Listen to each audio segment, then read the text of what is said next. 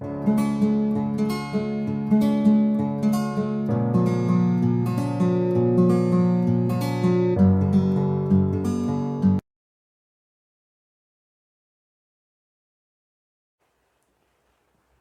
Question है, Vasco D gamma Calicut पर किस वर्ष में आया? तो 1498 ईस्वी में। बहुत ही इजी क्वेश्चन है, लेकिन बहुत बार पूछा है इसने। मध्यकाल में सर्वप्रथम भारत से संबंध स्थापित करने वाले पुर्तगीज थे। प्रथम Portuguese Vasco D gamma Bharat के पश्चिमी तट पर स्थित बंदरगाह पर कालीकट पर 20 मई 1498 ईस्वी को पहुंचा था।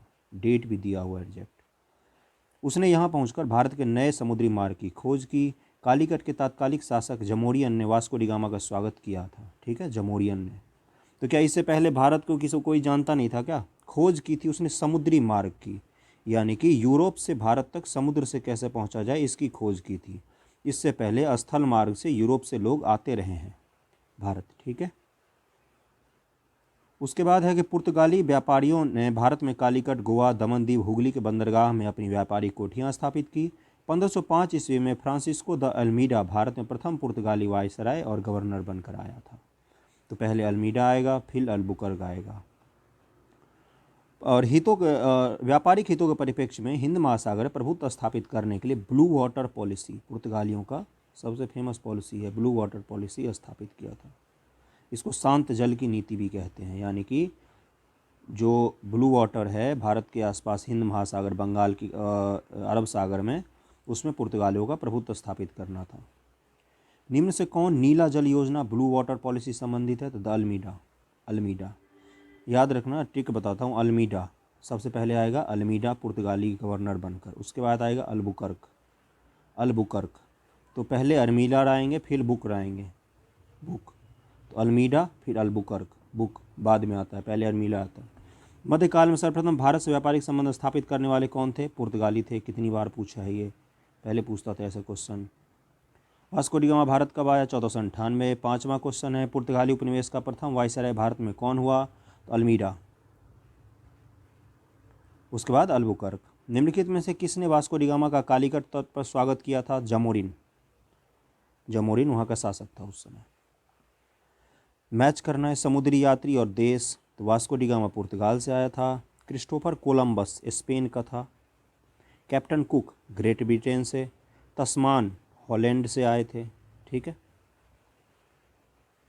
अगला क्वेश्चन है, भारत पुर्तगाली शक्ति का वास्तविक संस्थापक कौन था? तो अल्बुकर्क। पहला गवर्नर था अल्मीडा, उसके बाद जो आया ना अल्बुकर्क, वही था वास्तविक शक्ति का संस्थापक। क्या किया था इसने, इसके बारे में पढ़ते हैं। भारत में पुर्तगाली शक्ति का वास्तविक संस्थापक अल्बुकर्क था, 1509 से 1515 ईस्वी तक। इसने भारत में एक प्रादेशिक शक्ति के रूप में पुर्तगाली राज्य की स्थापना की। फरवरी 1510 में बीजापुर के आदिल शाही सुल्तान से गोवा को जीतकर अल्बुकर्क का पहली महत्वपूर्ण उपलब्धि थी। गोवा को जीतना इसकी पहली महत्वपूर्ण उपलब्धि थी। गोवा विजय ने दक्षिण पश्चिमी समुद्र तट पर पुर्तगाली नौसैनिक प्रभुत्व पर मुहर लगा दी थी।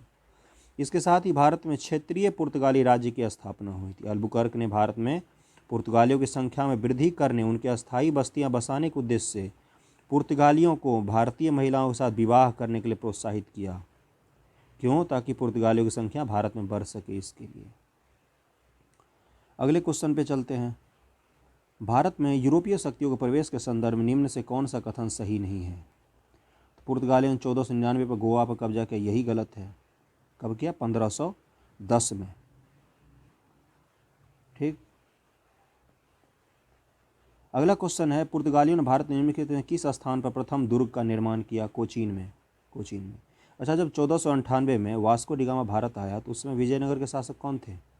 विजयनगर दक्षिण में उस समय सबसे बड़ी शक्ति थी, तो कृष्णदेव राय थे जब पुर्तगाली भारत आए तो।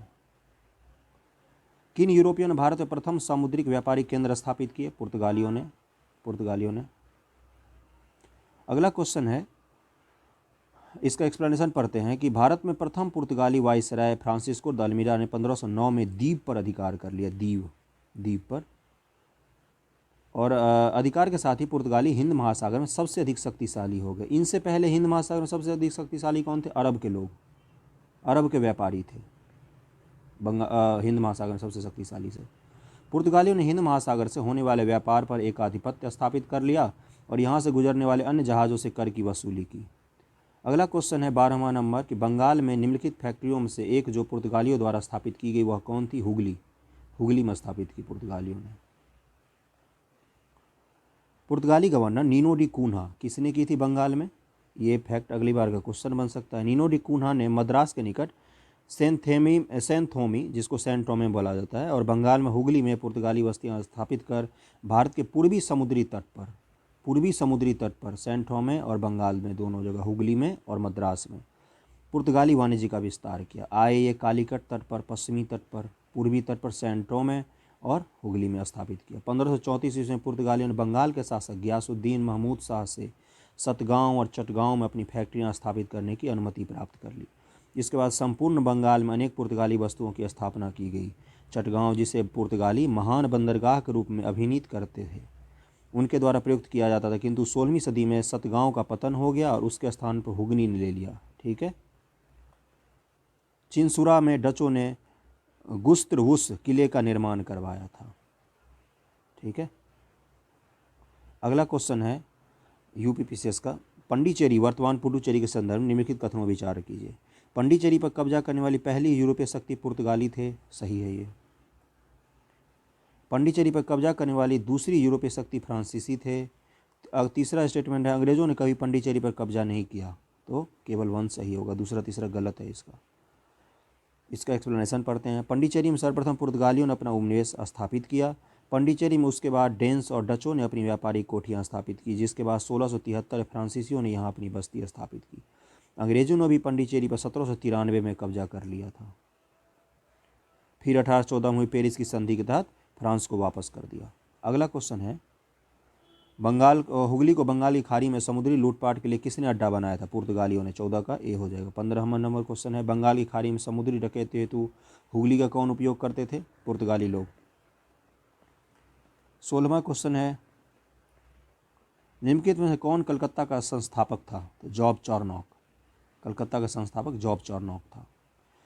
इसका एक्सप्लेनेशन पढ़ते हैं। कासिम मजार की फैक्ट्री के प्रमुख जॉब चार्नॉक ने अंग्रेजों के व्यापार केंद्र के लिए हुगली का स्थान पर सूतानती अथवा सुतनौती कलकत्ता का स्थान को चुना था। उसे ही कलकत्ता का संस्थापक माना जाता है। हालांकि मई 2003 में दिए गए अपने निर्णय में कलकत्ता उच्च न्यायालय की खंडपीठ ने जॉब चार्नॉक को कलकत्ता का संस्थापक न मानते हुए कहा कि कलकत्ता जॉब चार्नॉक के आगमन से पूर्व ही अस्तित्व में था। अगला क्वेश्चन है, कलकत्ता किसने बसाया? तो जॉब चार्नॉक ने। 18 नंबर क्वेश्चन है, भारत के साथ व्यापार के लिए सर्वप्रथम संयुक्त पूंजी कंपनी किन लोगों ने प्रारंभ किया? डचों ने। संयुक्त पूंजी कंपनी डचों ने प्रारंभ किया था। भारत के साथ व्यापार के लिए सर्वप्रथम संयुक्त पूंजी कंपनी 1599 ईस्वी में लंदन में स्थापित अंग्रेजी East India Company, the Governor and Company of Merchant of London trading into the East Indies, अंग्रेजी ईस्ट इंडिया कंपनी का पूरा नाम है ये। इसके बाद 1602 में डच हॉलैंड संसद द्वारा पारित प्रस्ताव से एक संयुक्त डच ईस्ट इंडिया कंपनी का स्थापना हुई। ठीक, अगर ब्रिटेन रहता विकल्प में तो सबसे पहले ब्रिटेन होता, उसके बाद डच आते। अगला 19 नंबर क्वेश्चन, निम्नलिखित तो कौन सा सही है? एक सही, आधुनिक कोची भारत की स्वतंत्रता तक डच उपनिवेश था। ये गलत है। डचों ने पुर्तगालियों को पराजित किया और आधुनिक कोची में उन्होंने फोर्ट विलियम्स का निर्माण किया। सही है ये। आधुनिक कोची पहले डच उपनिवेश था जिस पर बाद में पुर्तगालियों का अधिकार हो गया। गलत है ये। तो बस 19 का आंसर बी हो जाएगा। डचों ने पुर्तगालियों को पराजित किया और आधुनिक कोची में उन्होंने फोर्ट विलियम्स का निर्माण किया। 20 नंबर क्वेश्चन है, भारत में ईस्ट इंडिया कंपनी की सफलता का क्या राज था? सफलता का क्या राज था? भारत में राष्ट्रीय भावना की कमी थी। सही है ये। कंपनी की सेना को पश्चिमी प्रशिक्षण मिला था, उनके पास आधुनिक हथियार थे। ये भी सही है। भारतीय सैनिकों में राष्ट्रीय भावना का अभाव था, जिसके फलस्वरूप कोई उन्हें अच्छा वेतन दे अपनी सेवा में लगा सकता था। अच्छा वेतन देने पर वो किसी की भी सेवा करते थे। तीनों ही सही हैं। ज्ञातव्य है कि 1599 में इंग्लैंड में एक मर्चेंट एडवर्ड चेस नामक दल ने अंग्रेजी ईस्ट इंडिया कंपनी अथवा द गवर्नर एंड द ये ईस्ट इंडिया कंपनी की स्थापना हुई थी। ये फिर से दिया। अगला क्वेश्चन है, निम्नलिखित ब्रिटिश कंपनियों में से किसे भारत में व्यापार करने का पहला अधिकार प्राप्त हुआ? तो लीवेंट कंपनी। ये सभी ब्रिटिश कंपनी ही है अलग अलग, लेकिन सबसे पहले लीवेंट को भारत से व्यापार करने का अधिकार प्राप्त हुआ था। लीवेंट कंपनी को 1593 में स्थल मार्ग से भारत में व्यापार करने का अधिकार प्राप्त हुआ था। 31 दिसंबर 1600 को महारानी एलिजाबेथ प्रथम ने the Governor and Company of Merchants of London trading into the East Indies को समुद्री मार्ग से ईस्ट इंडीज़ के साथ व्यापार करने का अधिकार दिया था। अगला क्वेश्चन है, लंदन में ब्रिटिश ईस्ट इंडिया कंपनी गठन के समय भारत का निम्नलिखित कौन बादशाह था? तो 1600 ईस्वी में अकबर था। 1604 में अकबर की मृत्यु हुई है। तो ईस्ट इंडिया कंपनी जब स्थापित हुई तब अकबर था शासक। सितंबर 1599 में लंदन में कुछ व्यापारियों ने लॉर्ड मेयर की अध्यक्षता में एक सभा आयोजित किया और ईस्ट इंडिया कंपनी का स्थापना किया। अगला क्वेश्चन करते हैं, किस मुगल सम्राट के काल में इंग्लिश ईस्ट इंडिया कंपनी ने भारत में सर्वप्रथम कारखाना स्थापित किया? तो जहांगीर के काल में। 1613 में सूरत में स्थापित कारखाना अंग्रेजों का प्रथम था। सूरत में सबसे पहली बार स्थापित किया। 24 नंबर क्वेश्चन है, भारत में 1613 में अंग्रेजों ने अपनी पहली फैक्ट्री कहाँ पर स्थापित की? तो सूरत में। कैप्टन विलियम हॉकिंस ने सूरत से मुगल दरबार 1608 में पहुंचा, किंतु सूरत में फैक्ट्री की स्थापना की अनुमति पाने में असफल रहा था, वो उसको नहीं मिली थी। 1611 में पुर्तगालियों के विरोध के बावजूद कैप्टन मिडल्टन सूरत के समीप स्वावल्ली पहुंचा और मुगल गवर्नर से वहां व्यापार करने की अनुमति पाने में सफल हो गया था। ठीक है, तो captain Middleton. Captain Thomas best द्वारा सूरत के बंदरगाह की विजय ने पुर्तगाली एकाधिकार की निरंतरता को भंग किया। तदुपरांत अंग्रेजों ने सूरत में 1613 ईस्वी में अस्थायी रूप से एक फैक्ट्री स्थापित की। यहाँ से अंग्रेजों ने अपने व्यापार को देश के दूसरे भागों में फैलाया। ठीक है, तो सबसे पहले सूरत में ईस्ट इंडिया कंपनी की प्रथम फैक्ट्री स्थापित की गई थी सूरत में। 25 का डी हो जाएगा। 26 नंबर है, निम्नलिखित में किस अंग्रेज अधिकारी ने पुर्तगालियों को स्वाली के स्थान पर हराया था? तो थॉमस बेस्ट ने। थॉमस बेस्ट ने पुर्तगालियों को स्वाली के स्थान पर हराया था। 27 नंबर क्वेश्चन है, निम्नलिखित यूरोपीय व्यापारी कंपनियों में से किसने सूरत में सर्वप्रथम अपना कारखाना स्थापित किया? सबसे पहले सूरत में अंग्रेजों ने ही स्थापित किया था। यूरोपीय व्यापारी कंपनियों में से ब्रिटिश ईस्ट इंडिया कंपनी ने सर्वप्रथम सूरत में फैक्ट्री स्थापित की। 1613 में जहांगीर ने अंग्रेजों को सूरत में अस्थायी कारखाना स्थापित करने की अनुमति दी थी। ठीक, सूरत में डचों द्वारा फैक्ट्री 1616 में, फ्रांसीसी 1668 ईस्वी में स्थापित की। ईस्ट इंडिया कंपनी ने सर्वप्रथम 1611 में मुसलीपट्टनम में अपना कारखाना स्थापित किया था। ठीक, अगला क्वेश्चन है, और इन्होंने अपना प्रथम अस्थायी कारखाना 1613 ईस्वी में सूरत में ही स्थापित किया। अस्थायी कारखाना तो सबसे पहले सूरत में ही था। अगला है 28 नंबर, वर्ष 1613 में अंग्रेजी ईस्ट इंडिया कंपनी को कहाँ एक कारखाना स्थापित करने की? सारे रिपीटेड क्वेश्चन है, इसका आंसर सूरत हो जाएगा। वेस्टर्न प्रेसिडेंसी कहाँ थी? ईस्ट इंडिया कंपनी के प्रारंभिक दौर में वेस्टर्न प्रेसिडेंसी कहाँ थी? सूरत में। प्रारंभिक दौर में सूरत में थी, उसके बाद बॉम्बे आ जाएगा। उसके बाद बॉम्बे आ गई थी। पहले कहाँ थी? सूरत में, क्योंकि वहीं पर पहली फैक्ट्री स्थापित की। 30 नंबर क्वेश्चन है, ब्रिटिश इंडिया कंपनी ने बम्बई किससे लिया था? पुर्तगालियों से लिया था बम्बई, दहेज के रूप में। ब्रिटिश इंडिया कंपनी ने बम्बई पुर्तगालियों से लिया था। 1661 ईस्वी में इंग्लैंड के सम्राट चार्ल्स द्वितीय का विवाह पुर्तगाल की राजकुमारी कैथरीन से हुआ था। पुर्तगालियों द्वारा बम्बई उपहार स्वरूप प्रदान किया गया था। हमारे शहर को वो उपहार के स्वरूप में देते थे, जिसे उन्होंने 10 पाउंड वार्षिक किराए पर 1668 में ब्रिटिश ईस्ट इंडिया कंपनी को दे दिया। चार्ल्स को दिया, चार्ल्स ने 10 पाउंड सालाना पर बम्बई को ब्रिटिश ईस्ट इंडिया कंपनी को दे दिया। 31 नंबर क्वेश्चन है, ईस्ट इंडिया कंपनी के किस अंग्रेज गवर्नर को औरंगजेब द्वारा भारत से निष्कासित किया गया? सर जॉन चाइल्ड को। इसको औरंगजेब ने भारत से निष्कासित कर दिया था। बम्बई के अंग्रेज गवर्नर जॉन चाइल्ड ने 1668 में बम्बई और पश्चिमी समुद्र तट के मुगल बंदरगाहों पर घेरा डाला, तब मक्का जाने वाले हज यात्रियों को बंदी बनाने का प्रयास किया। इसीलिए इसको मुगल सम्राट औरंगजेब ने भगा दिया था भारत से, जॉन चाइल्ड को। निम्नलिखित में से प्रथम कर्नाटक युद्ध का कौन सा तात्कालिक कारण था? अंग्रेजों द्वारा फ्रांसीसी जहाज का अधिग्रहण कर लिया गया। कर्नाटक युद्ध के प्रथम कर्नाटक युद्ध कब हुए हैं? 1746 से 1748। 10-10 साल के लगभग में अंतराल हैं इनमें। और ऑस्ट्रिया का उत्तराधिकार युद्ध जो 1740 में आरंभ हुआ का विस्तार था। इंग्लैंड और फ्रांस जो थे ये यूरोप में लड़ रहे थे, उसी का विस्तार था भारत में। ठीक, गृह सरकारों की आज्ञा के विरुद्ध ही दोनों दल अंग्रेज और फ्रांसीसी ने 1746 में ईस्वी में युद्ध प्रारंभ हो गया। कैप्टन बेनेट के नेतृत्व में अंग्रेजी सेना द्वारा कुछ फ्रांसीसी जहाज़ों पर अधिकार कर लेना युद्ध का तात्कालिक कारण था। 33 नंबर क्वेश्चन है, कर्नाटक युद्ध किन किन के मध्य लड़ा गया? अंग्रेज व फ्रांसीसियों के मध्य लड़ा गया था, जिसमें जबरदस्ती भारतीय राजाओं को शामिल किया गया था। प्रथम कर्नाटक युद्ध एक्सला-शापेल की संधि, यूरोप में ही संधि होगी क्योंकि यूरोपियन युद्ध का ही विस्तार था ये। तृतीय कर्नाटक युद्ध पेरिस की संधि हुई थी तृतीय कर्नाटक युद्ध। द्वितीय कर्नाटक युद्ध और निर्णायक रहा था। अब प्रथम मैसूर युद्ध, ब्रिटिश की हार हुई थी प्रथम मैसूर युद्ध में, हैदर अली था। 35 नंबर क्वेश्चन, निम्नलिखित में कौन एक सही सुमेलित नहीं है? कर्नाटक का प्रथम युद्ध 1746 से 48, कर्नाटक का द्वितीय युद्ध 50 से 52, ये गलत है।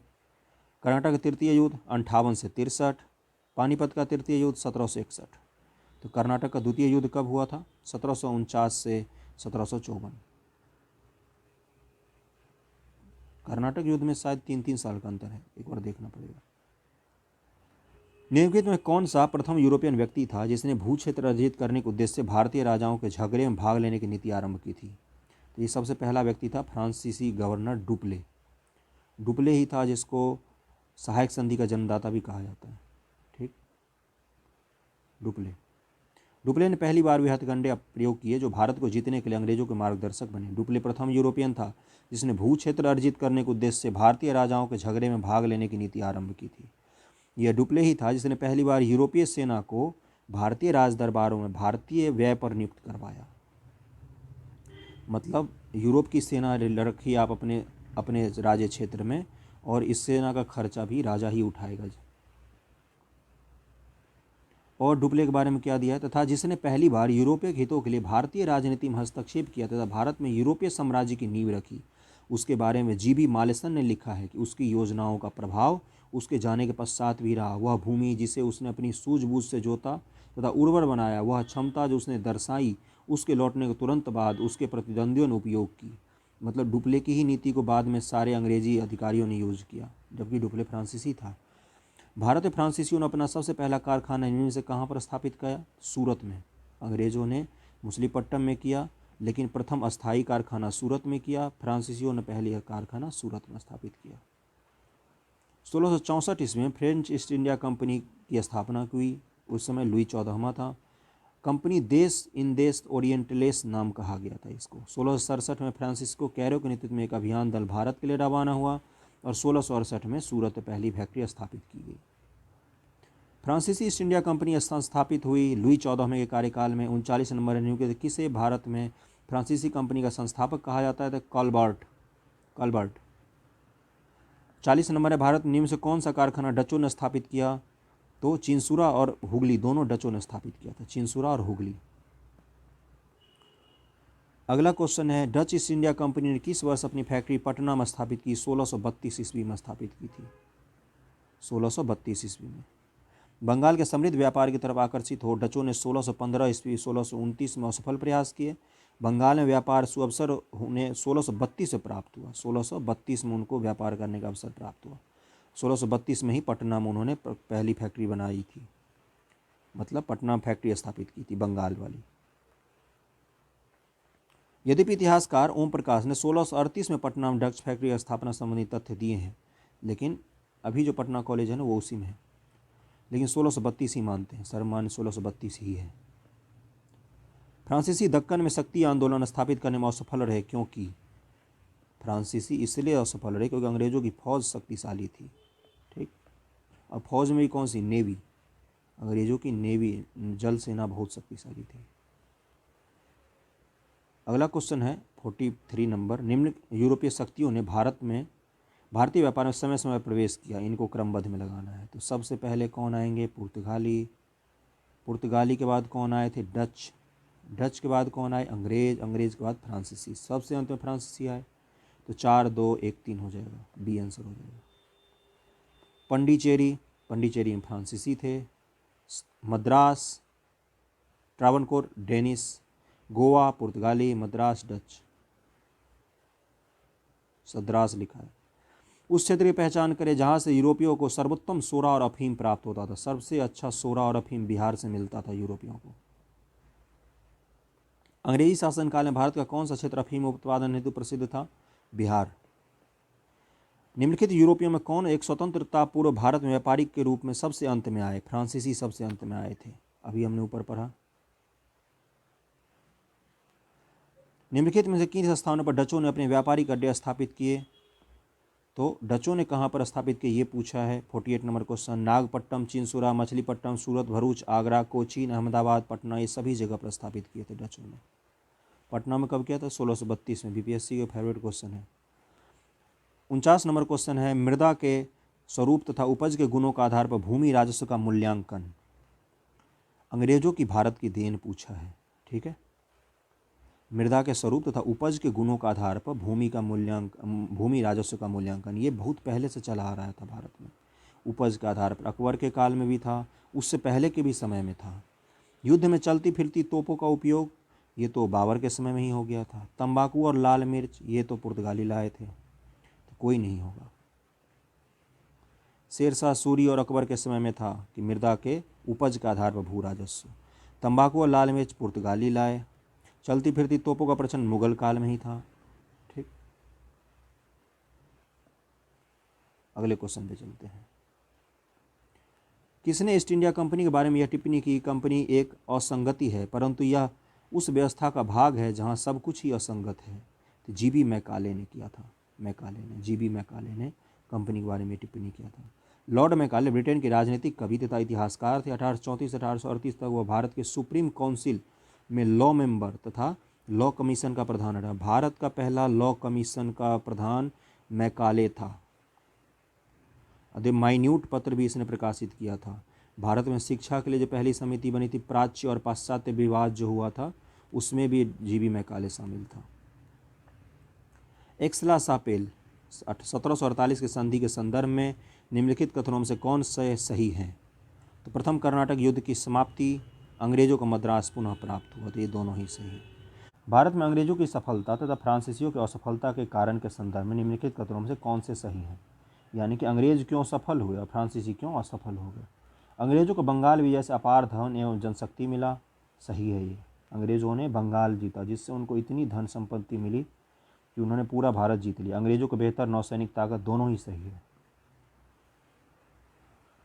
अगला क्वेश्चन है ईस्ट इंडिया कंपनी और बंगाल के नवाब। अब इस टॉपिक से क्वेश्चन करेंगे हम। पहला क्वेश्चन है, निम्नलिखित में कौन एक मुगल सम्राट द्वारा नियुक्त बंगाल का अंतिम गवर्नर जनरल था?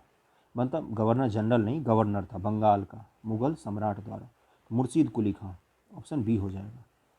मुगल सम्राट फर्रुखसियर द्वारा 1717 ईस्वी में मुर्शीद कुली खां को बंगाल का गवर्नर यानी कि सूबेदार नियुक्त किया गया था। मुर्शीद कुली खां की मृत्यु के पश्चात उसका दामाद शुजाउद्दीन बंगाल का सूबेदार बना, जिसे तात्कालिक मुगल सम्राट मोहम्मद शाह रंगीला द्वारा मान्यता प्रदान की गई।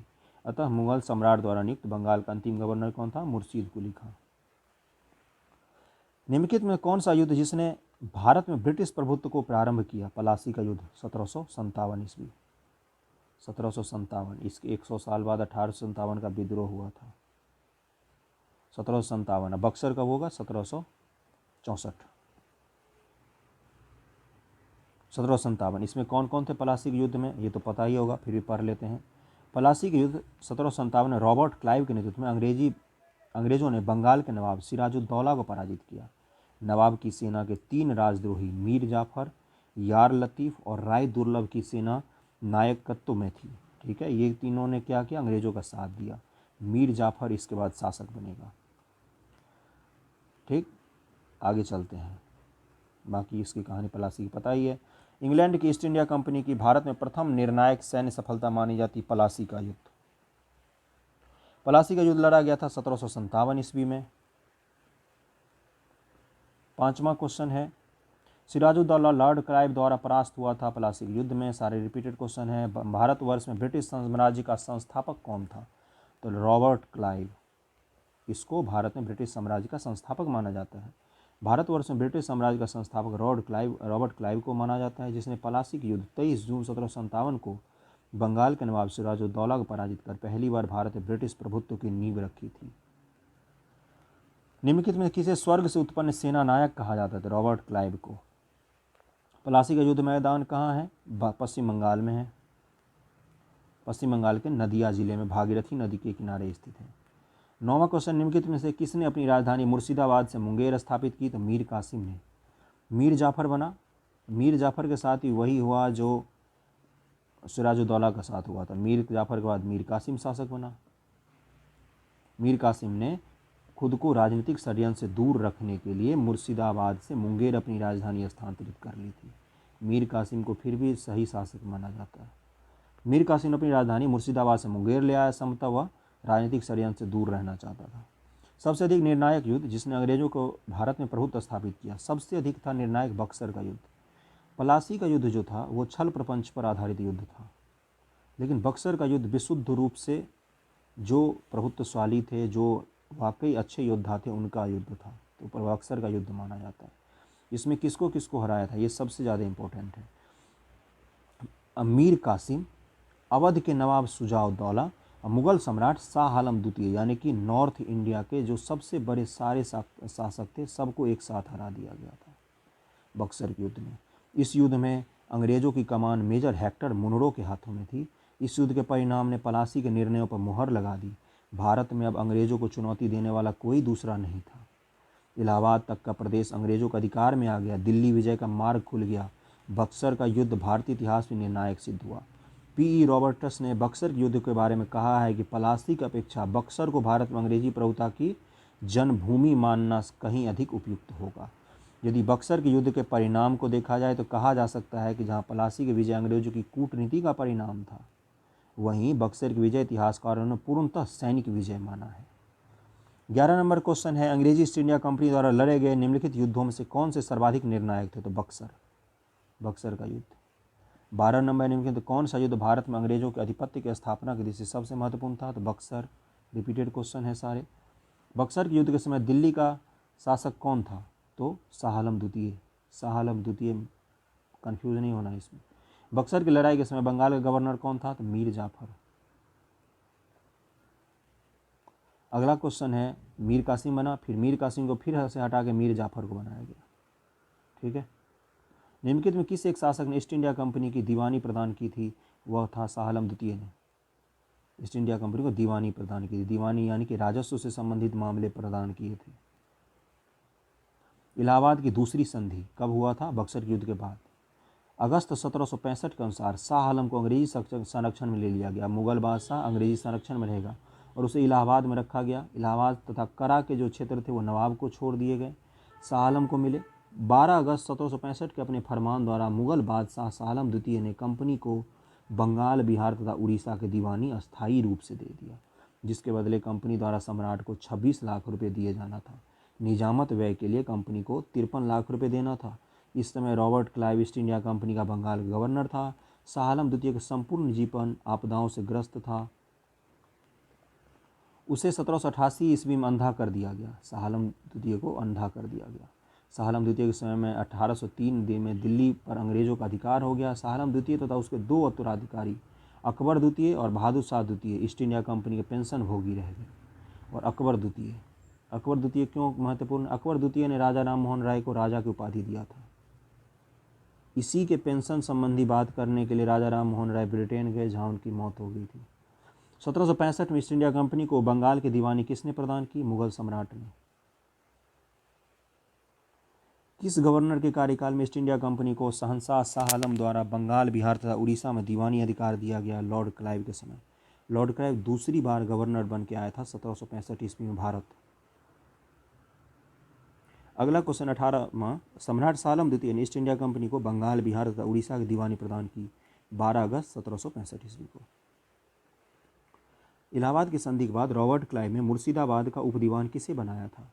तो मोहम्मद रजा खां को मुर्शिदाबाद का उपदीवान बनाया था। इलाहाबाद की दूसरी संधि के बाद 12 अगस्त को फरमान द्वारा कंपनी बंगाल, बिहार, उड़ीसा की दीवानी दे दी गई। उसके बाद उन्होंने बिहार के लिए राजा सिताब राय, ठीक, 2 उपदीवान बनाए थे। और मोहम्मद रजा खां उपनिजामी के रूप में कार्य करते थे बंगाल के लिए। 1765 में दीवानी प्रदान किए जाने के बाद ब्रिटिश सबसे पहले निम्नलिखित में किस पर्वतीय जनजाति के संपर्क में आए? खासी। बंगाल में जब उनका बन गया तो बंगाल के बगल में उधर बांग्लादेश के ठीक ऊपर है मेघालय, उसी में गारो, खासी, जयंतिया 3 जनजाति उसी के खासी के संपर्क में आए। अगला क्वेश्चन है कि अवध सल्तनत के हिंदू नायाब वजीर के संदर्भ में निम्नलिखित कथनों में से कौन सा सही है? राजा टिकैत राय नवाब आसिफउद्दौला के अर्थ मंत्री थे। अवध के नवाबों के राज्य में सामान्यतया कतिपय हिंदू जातियों के लोगों को उच्च स्थान प्राप्त था। तो दोनों ही स्टेटमेंट सही है। राजा टिकैत राय लिखा हुआ, राजा सिताब राय नहीं लिखा हुआ, कंफ्यूज नहीं होना है। अगला क्वेश्चन है 18वें शतक में भारत में लड़े गए युद्धों का निम्नलिखित में से कौन सा सही कालानुक्रम कौन सा सही है। तो सबसे पहले लड़ा गया था अंबर का युद्ध, मुजफ्फरजंग वाला। दूसरा लड़ा गया था पलासी, तीसरा बांडीवास, चौथा बक्सर। ठीक। अगला है मुजफ्फरजंग और चंदा साहब थे। फ्रांसीसियों की संयुक्त सेनाओं ने वेल्लूर के निकट समीप अंबर या अंबूर नामक स्थान पर कर्नाटक के नवाब अनवरुद्दीन को पराजित किया। अनवरुद्दीन के पीछे कौन खड़ा था? अंग्रेज।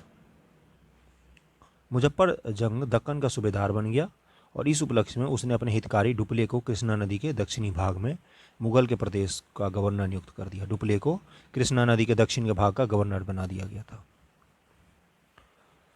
पलासी का युद्ध 1757, अंबर कब हुआ था? 1749, वांडीवास 1760, बक्सर का युद्ध 1764।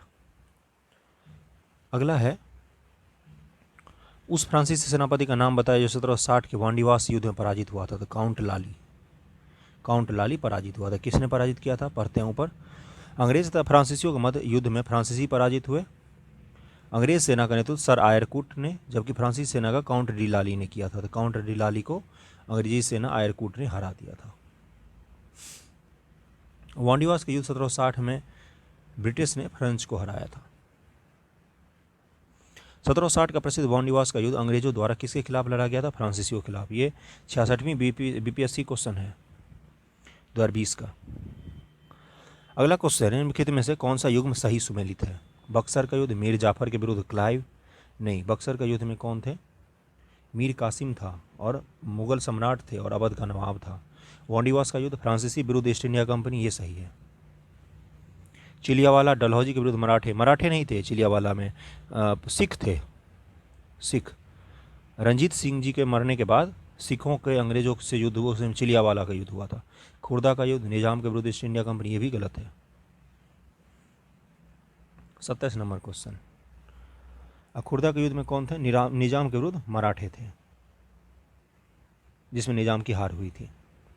27 नंबर है निम्नलिखित में किसने भारत में अंग्रेजों का सर्वाधिक विरोध किया? मराठों ने। 1761 ईस्वी में जब पलासी के तृतीय युद्ध में मराठे हार गए तो अंग्रेजों को लगा कि ये भारत में अब टिक नहीं पाएंगे, लेकिन उसके बाद तक लगभग में 1816 ईस्वी में जब आंग्ल मराठा युद्ध का अंतिम युद्ध हुआ है तब तक इन्होंने अंग्रेजों को बहुत परेशान किया। ठीक। अगला है क्षेत्रीय राज्य पंजाब एवं मैसूर, इससे रिलेटेड क्वेश्चन करते हैं एमसीक्यू। रंजीत सिंह के राज्य में सम्मिलित था दिल्ली? नहीं। मकरान तो समुद्र तट है पाकिस्तान का। काबुल? नहीं। श्रीनगर सम्मिलित था रंजीत सिंह जी के राज्य में। महाराजा रंजीत सिंह और अंग्रेजों के बीच 25 अप्रैल 1809 ईस्वी को अमृतसर की संधि हुई। संधि का तात्कालिक प्रभाव यह हुआ कि रंजीत सिंह का सतलज का पार के सिख राज्यों के ऊपर प्रभुत्व जमाने का स्वप्न टूट गया। परंतु दूसरी ओर जैसा कनिंघम ने कहा कि रंजीत सिंह का पश्चिम दिशा में प्रसार करने की खुली छूट मिल गई। रंजीत सिंह भारत में अपने समय के सबसे आधुनिक सेना के साथ रहने वाले राज्य में से एक था, रंजीत सिंह जी का जो सिख राज्य था। लेकिन इन्होंने कभी अंग्रेजों के खिलाफ युद्ध लड़ा ही नहीं, और जब तक अंग्रेज रहे तब तक अंग्रेजों ने कभी पंजाब की तरफ देखा तक नहीं। अगला है रंजीत सिंह किस मिसल से संबंधित है? सुकर चकिया मिसल। सिखों में अलग अलग मिसल होता है, वो सुकर चकिया मिसल से थे। महाराजा रंजीत सिंह के राज्य की राजधानी थी लाहौर थी उनकी राजधानी। 1798 में अफगानिस्तान के शासक जमान शाह ने पंजाब पर आक्रमण किया। वापस जाते समय उसकी तोपें चिनाब नदी में गिर गई। रंजीत सिंह ने उसे निकलवा कर वापस भेज दिया। उस सेवा के बदले जमाल शाह ने उन्हें लाहौर पर अधिकार करने की अनुमति दे दी। ये होती है दुश्मनी। 1799 में रंजीत सिंह ने तत्काल लाहौर पर अधिकार कर लिया तथा उसे अपनी राजधानी बनाया। रंजीत सिंह ने सुप्रसिद्ध कोहिनूर हीरा प्राप्त किया था शाह शुजा से। निम्नलिखित में किसने कहा कि ईश्वर की इच्छा थी कि मैं सब धर्मों को एक निगाह से देखूं, इसलिए उसने मेरी दूसरी आंख की रोशनी ले ली? तो महाराजा रंजीत सिंह जी।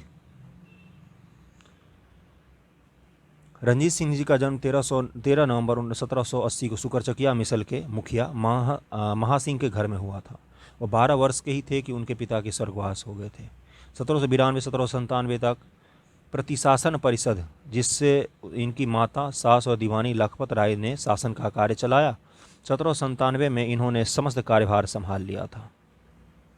अगला क्वेश्चन है, महाराजा रणजीत सिंह के उत्तराधिकारी कौन थे? खड़ग सिंह। दिलीप ट्रॉफी होती है क्रिकेट में, दलीप ट्रॉफी, वो इन्हीं के वंशज थे दलीप, उन्हीं के नाम पर होता है दलीप ट्रॉफी। ये अंतिम शासक थे। सिख राज्य का अंतिम शासक कौन था? दिलीप सिंह। पंजाब के पूर्व महाराजा दिलीप सिंह के विषय में निम्नलिखित में से कौन सा एक कथन सही है? 23 अक्टूबर 1893 को उनका निधन पेरिस में हुआ, यही सही है। इनको बाहर निर्वासित कर दिया गया था अंग्रेजों द्वारा। पंजाब के पूर्व महाराजा दिलीप सिंह का निधन 22 या कुछ स्रोतों में 23 अक्टूबर 1893 पेरिस में हो गया। शेष सभी कथन असत्य हैं। दिलीप सिंह ने सिख धर्म छोड़कर ईसाई धर्म को अपना लिया। इन्होंने रूस की यात्रा भी की। इनकी अंत्येष्टि इंग्लैंड में हुई थी। सिख साम्राज्य का अंतिम शासक दिलीप सिंह। पंजाब के विलय के पश्चात पंजाब पर शासन करने के लिए कौन 3 की परिषद का सदस्य नहीं था? तो रॉबर्ट मॉन्टगोमरी सदस्य नहीं था। पंजाब के ब्रिटिश साम्राज्य में मिलाने के बाद लॉर्ड डलहौजी ने 1849 ईस्वी में पंजाब पर शासन करने के लिए 3 लोगों की एक परिषद का गठन किया था, जिसमें कौन कौन थे? सर हेनरी लॉरेंस की अध्यक्षता, जॉन लॉरेंस और चार्ल्स ग्रेनविल थे। ग्रेनविल मानसन के सदस्य के रूप में नियुक्त किया गया। एच.एम. इलियट तथा रॉबर्ट मॉन्टगोमरी इस परिषद के सदस्य नहीं थे। तो इलियट और मॉन्टगोमरी दोनों ही नहीं थे। इलियट और मॉन्टगोमरी, ए और डी दोनों ही नहीं था। प्रथम आंग्ल मैसूर युद्ध 1766 से 1769 में कौन विजयी हुआ था? हैदर अली।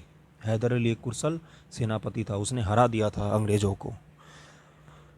प्रथम आंग्ल मैसूर युद्ध अंग्रेज और हैदर अली के मध्य हुए। निजाम मराठे और अंग्रेज हैदर के विरुद्ध एक त्रिगुट संधि में सम्मिलित हुए थे। हैदर ने अपनी कूटनीतिक सूझबूझ से इस त्रिगुट को भंग कर दिया। निजाम, मराठा और अंग्रेज। उसने मराठों को धन देकर, निजामों को प्रदेश का प्रलोभन देकर अपनी ओर मिला लिया। फिर कर्नाटक पर आक्रमण किया। अंग्रेजों की प्रारंभिक सफलता के कारण निजाम पर पुनः अंग्रेजों की ओर चला गया। निजाम जैसे अंग्रेज शुरू में जीतने लगे, फिर से वो भाग गया उधर। हैदर अली ने उत्साहपूर्वक लड़ते हुए 1768 में मैंगलोर पर अधिकार कर लिया। मार्च 1769 ईस्वी में उसकी सेनाएं मद्रास तक जा पहुंची। अंग्रेजों ने विवशता मद्रास की संधि कर ली। अंग्रेज जैसे ही हारने लग जाते थे, संधि कर लेते थे। निम्नलिखित में कौन 1755 में डिंडीगुल मैसूर में एक आधुनिक शस्त्रागार की स्थापना की थी? तो हैदर अली। उस समय के हिसाब से बहुत ही आधुनिक इंसान था ये। 1755 में डिंडीगुल में आधुनिक शस्त्रागार बनाया था। 1742 में वेंकट राय के नेतृत्व में मैसूर सेना ने डिंडीगुल पर विजय प्राप्त की। 1755 में मैसूर के महाराजा ने स्थिति को संभालने के लिए हैदर अली को डिंडीगुल भेजा था। 1755 में हैदर अली ने डिंडीगुल पर कब्जा कर लिया और इस किले को एक अन्य चौकी में बदल दिया। बाद में हैदर अली मैसूर का वास्तविक शासक बना। अगला क्वेश्चन क्या है? ब्रिटिश जनरल जिसने हैदर अली को पोर्टोनोवो के युद्ध में हराया था? सर आयरकूट में हैदर अली को पोर्टोनोवो के युद्ध में हराया था 1781 में। अगला क्वेश्चन है, टीपू सुल्तान अपनी राजधानी बनाई श्रीरंगपट्टनम को। 15 नंबर क्वेश्चन, निम्नलिखित भारतीय शासकों में से कौन था जिसने विदेशों में आधुनिक पद्धति के दूतावास स्थापित किए? टीपू सुल्तान ने। अगला क्वेश्चन, टीपू सुल्तान ने ब्रिटिश सेना को 1780 में हराया था पोल्लीलूर में 1780 में ब्रिटिश सेना को हराया था हैदर अली ने। इसका एक्सप्लेनेशन पढ़ते हैं। हैदर अली टीपू सुल्तान ने मराठों तथा निजाम के साथ एक समझौता कर लिया, फ्रांसीसी सहायता का वचन ले लिया तथा कर्नाटक पर जुलाई 1780 में आक्रमण करके अरकाट पर अधिकार कर लिया। तत्पश्चात टीपू ने हेक्टर मुनरो की सेना को पोल्लीलूर नामक स्थान पर हरा दिया। अंग्रेजों ने श्रीरंगपट्टनम की संधि किसके साथ की थी? तो टीपू सुल्तान के साथ की थी। क्षेत्रीय राज्यों से बहुत सारे क्वेश्चन पूछे जाते हैं। टीपू सुल्तान अंग्रेजों के साथ युद्ध में कब मारे गए? 1799 ईस्वी में। 1799 ईस्वी में टीपू सुल्तान मारे गए। 19 नंबर क्वेश्चन, निम्नलिखित में से कौन एक सही सुमेलित है? प्रथम आंग्ल मैसूर युद्ध हैदर अली पराजित हुआ? नहीं, अंग्रेज पराजित हुए थे प्रथम में। द्वितीय आंग्ल मैसूर युद्ध हैदर अंग्रेजों को पराजित किया? गलत है। तृतीय आंग्ल मैसूर युद्ध टीपू सुल्तान युद्ध जीता और अपना भूभाग अंग्रेजों को नहीं दिया, ये भी गलत है। चतुर्थ आंग्ल मैसूर युद्ध टीपू पराजित किया और युद्ध के मध्य दिवंगत हुआ, लड़ते लड़ते मरा था ये। अगला क्वेश्चन है, संधियां हैं और ईस्वी से मिलाना है इसको। इलाहाबाद की संधि बक्सर के युद्ध के बाद 1765, मैंगलोर की संधि 1784, सलवाई की संधि 1782, मराठों और अंग्रेज मद्रास की संधि 1769 में हुई थी। इलाहाबाद की प्रथम संधि अंग्रेज और मुगल सम्राट शाह आलम द्वितीय के बीच 12 अगस्त 1765 ईस्वी को हुई थी, जबकि इलाहाबाद की द्वितीय संधि अंग्रेज और अवध के नवाब शुजाउद्दौला के बीच 16 अगस्त 1765 को हुई। जब बक्सर का युद्ध हुआ तो अंग्रेजों ने शुजाउद्दौला अवध के नवाब और मुगल शासक दोनों से अलग अलग संधि की थी। ठीक है। मैंगलोर की संधि द्वितीय आंग्ल मैसूर युद्ध के बाद अंग्रेज और टीपू सुल्तान के बीच में हुआ था। सलवाई की संधि प्रथम आंग्ल मराठा युद्ध में के बाद महादाजी सिंधिया के मध्यस्थता में अंग्रेजों और मराठों के मध्य हुई थी। मद्रास की संधि प्रथम आंग्ल मैसूर युद्ध के बाद हैदर अली और अंग्रेजों के बीच में हुई थी, जिसमें अंग्रेजों की हार हो गई थी। अगला क्वेश्चन है 21 नंबर। बेगम समरू ने एक अति प्रसिद्ध चर्च का निर्माण करवाया, सरधना में। ये यूपीपीसीएस मेंस का क्वेश्चन है, मेरठ के निकट है ये। निम्न के कथन में से कौन सा एक सही नहीं है? अली मर्दान खान ने बंगाल में राजस्व कृषि पद्धति प्रारंभ की, तो यही कथन गलत है इसमें। महाराजा रंजीत सिंह ने लाहौर में तोपों के निर्माण के लिए आधुनिक ढलाई खाने स्थापित किए, सही है ये। आमेर में सपाई जयसिंह ने यूक्लिड के रेखागणित के तत्वों का संस्कृत में अनुवाद करवाया, ये भी सही है। मैसूर में टीपू सुल्तान ने श्रृंगेरी मंदिर में देवी शारदा की मूर्ति के लिए धन दान दिया था, तो ये भी सही है। ये तीनों सही है, ए ऑप्शन गलत है। 23 नंबर। पानीपत के तृतीय युद्ध में अहमद शाह अब्दाली ने इब्राहिम लोदी को पराजित किया। तृतीय आंग्ल मैसूर युद्ध में टीपू सुल्तान की मृत्यु हुई। पलासी के युद्ध में सिराजुद्दौला के पराजय के लिए मीर जाफर ने अंग्रेजों से मिलकर षड्यंत्र रचा, तो तीसरा सही है। तृतीय मैंने चतुर्थ आंग्ल मैसूर में टीपू सुल्तान मारा गया था।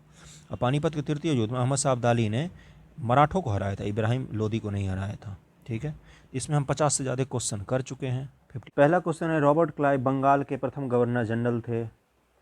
विलियम बेंटिक भारत के प्रथम गवर्नर जनरल थे। बंगाल के प्रथम गवर्नर जनरल रॉबर्ट क्लाइव नहीं थे, वॉरेन हेस्टिंग्स था, वॉरेन हेस्टिंग्स। अब भारत का प्रथम गवर्नर जनरल विलियम बेंटिक था, 1933। ठीक है, तो इसका आंसर केवल 2 हो जाएगा।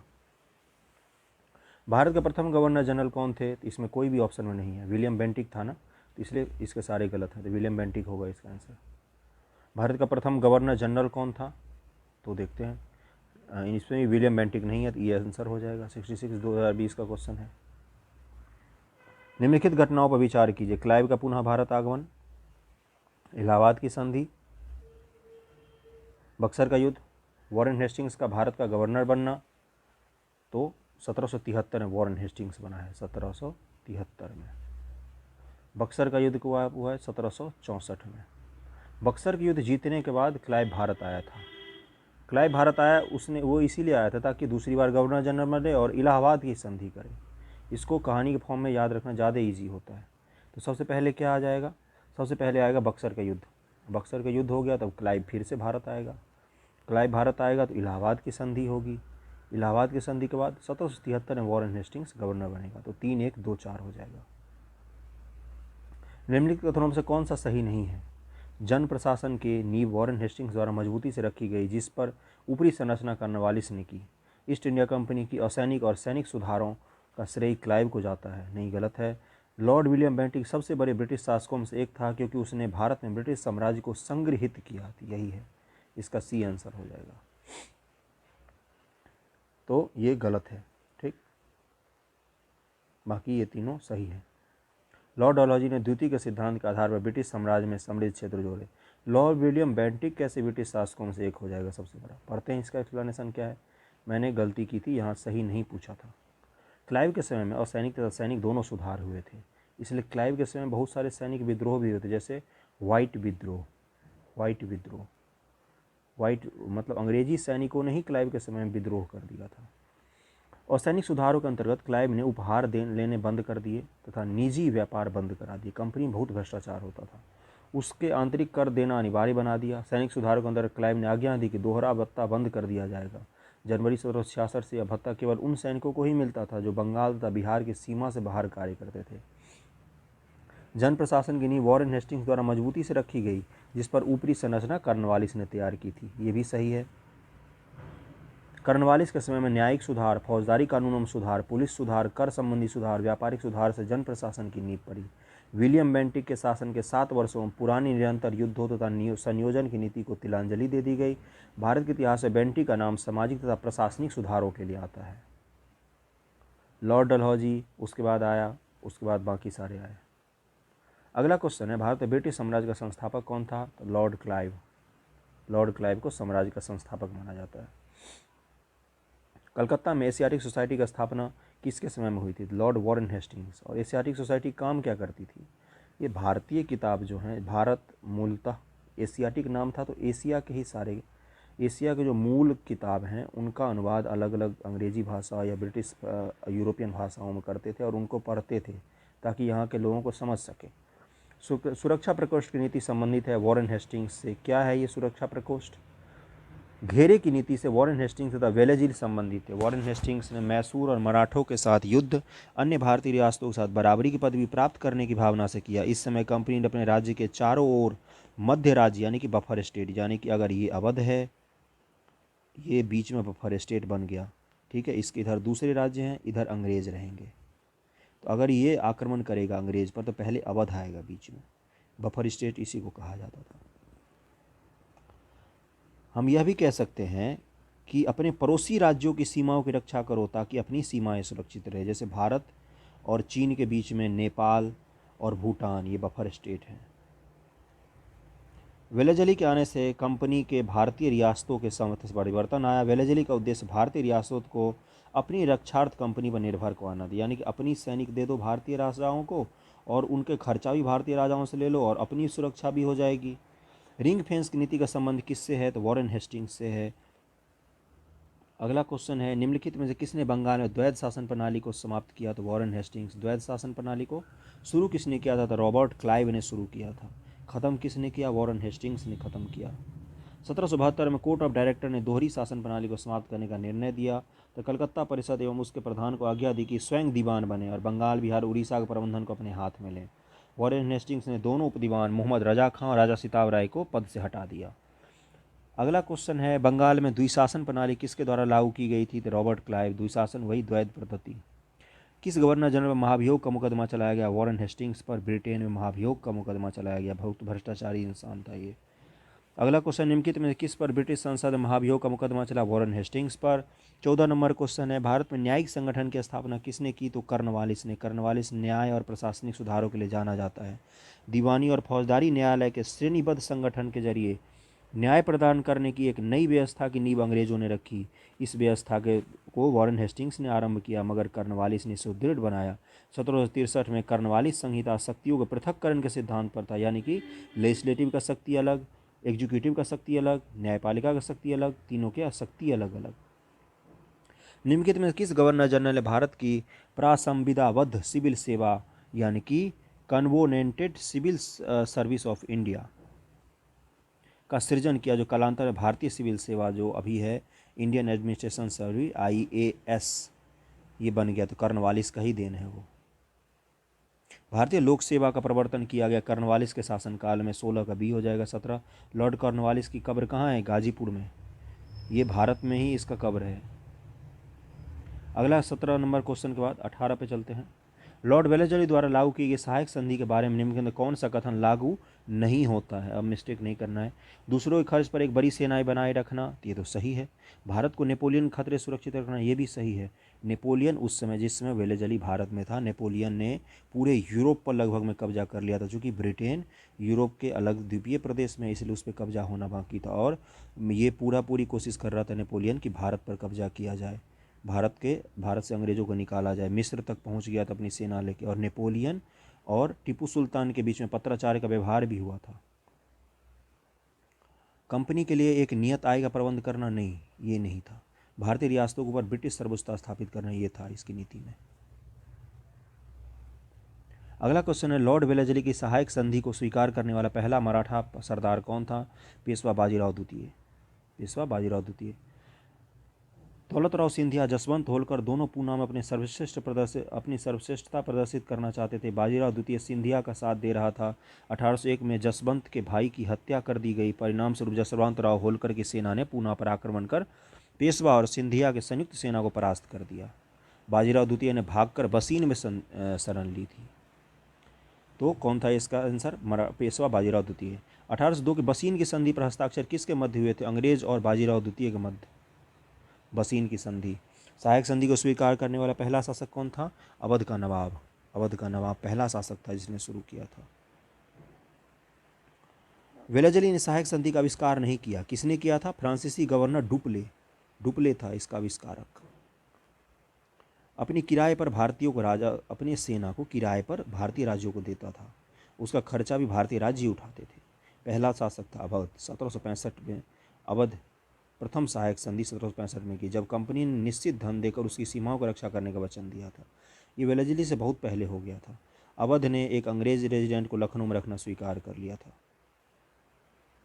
और वेलेजली ने सबसे पहले किसको करवाया था? तो हैदराबाद। वेलेजली ने सबसे पहली बार हैदराबाद को करवाया था। 1765 में जब अवध ने सहायक संधि को स्वीकारा था, उस समय वेलेजली नहीं था। सहायक संधि को किसके काल में कार्यान्वित किया गया? तो इन सब में लॉर्ड कॉर्नवालिस हो जाएगा, लॉर्ड वेलेजली हो जाएगा बी ऑप्शन। निम्नलिखित में सहायक संधि को स्वीकार नहीं किया। इंदौर और होलकर राजाओं ने सहायक संधि को स्वीकार नहीं किया था। तो वेलेजली ने किसको किसको करवाया था? हैदराबाद, मैसूर, तंजौर, अवध, पेशवा, बरार के भोसले, सिंधिया, जोधपुर, जयपुर, मछेरी, बूंदी, भरतपुर। इसको इसी क्रम में भी याद रखना होता है। स्टेट पीसीएस का कोई भरोसा नहीं, वो क्रम भी पूछ लेता है कितनी बार। सहायक संधि व्यवस्था को स्वीकार करने वाले प्रथम भारतीय देशी शासक कौन थे? तो हैदराबाद के निजाम थे। बी आंसर हो जाएगा। 25 नंबर क्वेश्चन, निम्नलिखित पर विचार कीजिए जिन्होंने लॉर्ड वेलेजली के साथ सहायक संधि की, उसके द्वारा की गई संधियों का सही कालक्रम लगाइए। तो सबसे पहले हैदराबाद, उसके बाद मैसूर, उसके बाद अवध, उसके बाद सिंधिया। 1 2 3 4। भारतीय राज्यों पर अंग्रेजी प्रभुत्व स्थापित करने के लिए किसने प्रशासन में सहायक संधि का सूत्र प्राप्त किया? तो लॉर्ड वेलेजली। सहायक संधि से बहुत क्वेश्चन पूछता है। ईस्ट इंडिया कंपनी का राजपूत राज्यों से सहायक संधि करने का मुख्य उद्देश्य क्या था? अंग्रेजी प्रभुसत्ता को स्थापित करना ही तो मुख्य उद्देश्य था, और कोई उद्देश्य नहीं था। शत्रुओं के विरुद्ध सैनिक सहायता प्राप्त करना, मराठे पिंडारी आक्रमण इन राज्यों की सुरक्षा करना, खिराज के रूप में धन प्राप्त करना नहीं, अंग्रेजी प्रभुसत्ता स्थापित करना। इससे क्या होगा सहायक संधि से? अगर हम किराए पर सैनिक लेने लग गए, किराए पर सोल्जर लेने लग गए, तो हमारे जो अपने राज्य के सोल्जर हैं वो ख़त्म हो जाएंगे धीरे धीरे। और एक दिन ऐसा आएगा जब ये किराए पर हमें सोल्जर देना बंद कर जाएगा और हम सैनिक विहीन होकर रह जाएंगे और हम सिर्फ इनके गुलाम बनकर रहेंगे उसके बाद। यही नीति थी। निम्नलिखित युग में से कौन सा सुमेलित नहीं है? बक्सर के युद्ध 1764 बिल्कुल सही है। सहायक संधि 1863 नहीं, 1863 नहीं है। भारत में ईस्ट इंडिया कंपनी का एकाधिकार 1833। ब्रिटिश नागरिकों एवं कंपनियों के लिए भारत में व्यापार का खोला जाना 1813। तो सी गलत है इसका। सहायक संधि वेलेजली के समय में स्थापित की गई थी।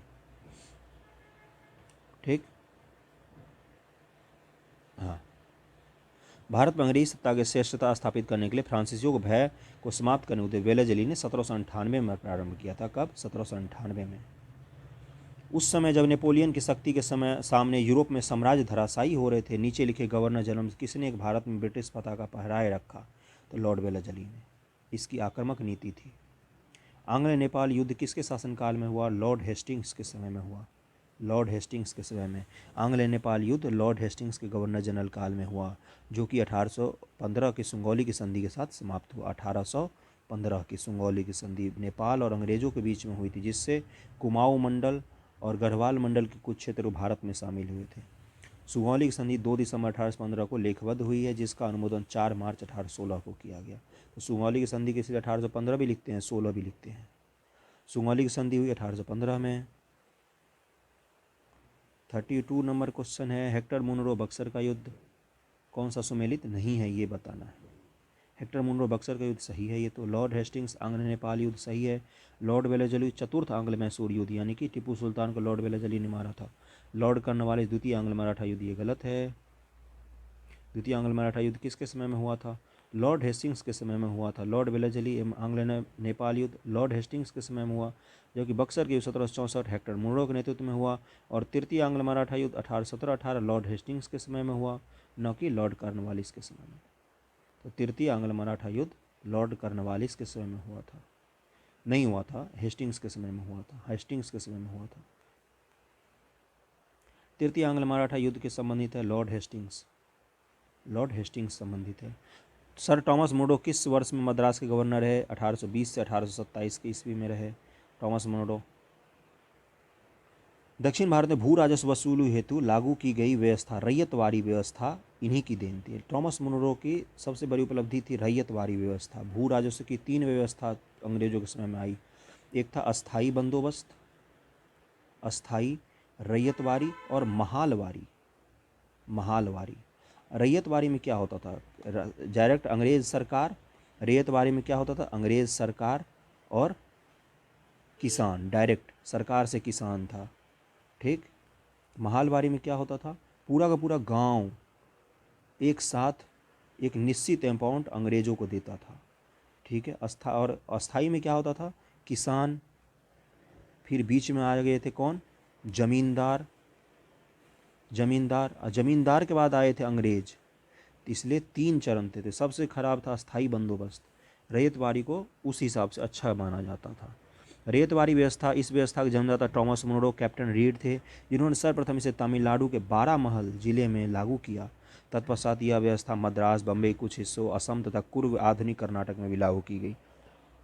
अगला क्वेश्चन है, तथाकथित कुशासन के आधार पर किस गवर्नर जनरल ने मैसूर राज्य के प्रशासन को ले लिया था? तो लॉर्ड विलियम बेंटिक ने। आंसर सी हो जाएगा। निम्नलिखित बंगाल के गवर्नर जनरल में से कौन एक तृतीय आंग्ल मैसूर युद्ध से संबद्ध है? तो लॉर्ड कर्नवालिस। चतुर्थ में कौन था, चतुर्थ आंग्ल मैसूर? तो वेलज अली। 37 नंबर क्वेश्चन है, ठगों के दमन में कौन संबद्ध था? तो कैप्टन स्लीमैन।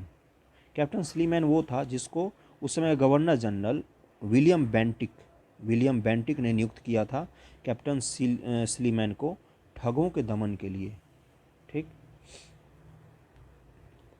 और उस समय के ठग बहुत खतरनाक होते थे। ठगों का उन्मूलन किसके नेतृत्व में होता? Captain Sleeman. सती प्रथा पर पाबंदी किसने लगाई? विलियम बेंटिक ने। राजा राम मोहन जैसे प्रबुद्ध भारतीय सुधारकों ने विलियम बेंटिक को इस प्रथा को अवैध घोषित करने की प्रेरणा दी। बहुत से समकालीन प्रगतिशील समाचार पत्रों ने भी इसका समर्थन किया। विलियम बेंटिक ने कानून बनाकर सती प्रथा को पूरी तरह प्रतिबंधित कर दिया। दिसंबर 1829 के नियम 17 द्वारा विधवाओं को जलाना अवैध घोषित कर दिया गया। आरंभ में यह कानून केवल बंगाल प्रेसिडेंसी में लागू किया गया था। 1830 में यह नियम बंगाल मद्रास प्रेसिडेंसी में भी लागू कर दिया गया। सती को गैर कानूनी किसने घोषित किया? नेक्स्ट क्वेश्चन, विलियम बेंटिक के द्वारा सती प्रथा किस वर्ष समाप्त की गई? 1829 ईस्वी, 1829। अगला क्वेश्चन, इसमें से किस वर्ष बंगाल के दासों के निर्यात को रोक लगा दी गई? 1789 में बंगाल से दासों के निर्यात को रोक लगा दी। उससे पहले बंगाल से दासों का निर्यात होता था। लॉर्ड डलहौजी द्वारा अवध का अंग्रेजी राज्य में विलय निम्न से किस रीति से हुआ था? कुप्रशासन के कारण इसने पूरे अवध को मिला लिया था। और 1857 के विद्रोह में सबसे बड़ा कारण अवध के हरण को भी माना जाता है। इसको अवध का हरण कहते हैं। लॉर्ड डलहौजी ने अवध के नवाब वाजिद अली शाह पर कुप्रशासन का आरोप लगाकर 13 फरवरी 1856 को अवध का अंग्रेजी राज में विलय कर दिया। अवध के अतिरिक्त डलहौजी के व्यपगत के सिद्धांत के अंतर्गत विलय किए गए प्रदेश कौन कौन से थे? सतारा, डलहौजी ने किसको किया था? सतारा, जैतपुर, संभलपुर, बघात, उदयपुर, झांसी, नागपुर तथा करौली। इसको याद ऐसे रखते हैं, सतारा, जाओ, संभलकर, बाघ उधर, झारी में, नाग काटेगा, ठीक है। अपने अपने हिसाब से ट्रिक बना ले, मैंने तो यही बनाया याद करने का। अगला क्वेश्चन है, बघात रियासत का ब्रिटिश में विलय कब हुआ? 1850 ईस्वी में। एक बार ट्रिक को फिर से पढ़ते हैं, सतारा जाओ, संभलकर, बाघ उधर, झारी में, नाग काटेगा। ब्रिटिश साम्राज्य में अवध का विलय हुआ 1856 ईस्वी में। विलय का सिद्धांत के तहत निम्नलिखित राज्यों के विलय पर विचार कीजिए। तब इसको फिर से करते हैं, सतारा जाओ संभलकर, सतारा जाओ संभलकर, तो एक पहला आ जाएगा, फिर आएगा बाघ उधर, रास्ते में बाघ उधर, झारी में सबसे लास्ट आएगा सांप, कौन से सबसे पहले? जहाँ सांप काटेगा, यानी कि कौ से कौन था? करौली, सबसे अंत में आएगा। तो 1 3 4 2 हो जाएगा। पहला सतारा, फिर उदयपुर, फिर बघाट, उसके बाद पहले सतारा, फिर आएगा बघाट, फिर आएगा उदयपुर, फिर आएगा झांसी, ठीक है। 1 3 4 2। अधोलिखित युगों में से कौन से सुमेलित हैं? सही पूछा है। 1849 सतारा का विलय, 1848 पंजाब का विलय, 1856 अवध का विलय, तो ये सही है, अवध का विलय। सतारा का विलय कब हुआ था देखते हैं एक बार। 1848 में सतारा का हुआ था, जैतपुर का 1849 में, जैतपुर संबलपुर का, बघात का 1850 में, उदयपुर का 1852 में, झांसी 1853, नागपुर 54, करौली 1855। अगला क्वेश्चन पे चलते हैं, निम्नलिखित में किसने विलय की नीति नियोजित एवं कार्यान्वित की थी? तो डलहौजी ने की थी। ब्रिटिश द्वारा कुशासन का बहाना लेकर निम्नलिखित प्रांतों में से किस एक का शासक हटा था? तो अवध का। 50वां क्वेश्चन है, भारत ब्रिटिश शासन के दौरान निम्नलिखित राजसी राज्यों के विलय पर क्रम पर विचार कीजिए। तो सबसे पहले आ जाएगा सतारा, उसके बाद आएगा संभलपुर, सतारा जाओ संभल कर, बाघ उधर झाड़ी में सांप काटेगा, झाड़ी झांसी, तीन सबसे लास्ट में आएगा। नंबर क्वेश्चन है, लॉर्ड डलहौजी की विलय नीति का प्रथम शिकार निम्नलिखित में से कौन हुआ था? तो अभी हमने पढ़ा था पिछले वाले वीडियो में ही, सतारा। सतारा जाओ संभल कर, बाघ उधर रास्ते में, झाड़ी में सांप काटेगा, ऐसे ही करके हमने एक ट्रिक बनाया था। चलो ट्रिक को भी देख लेते एक बार।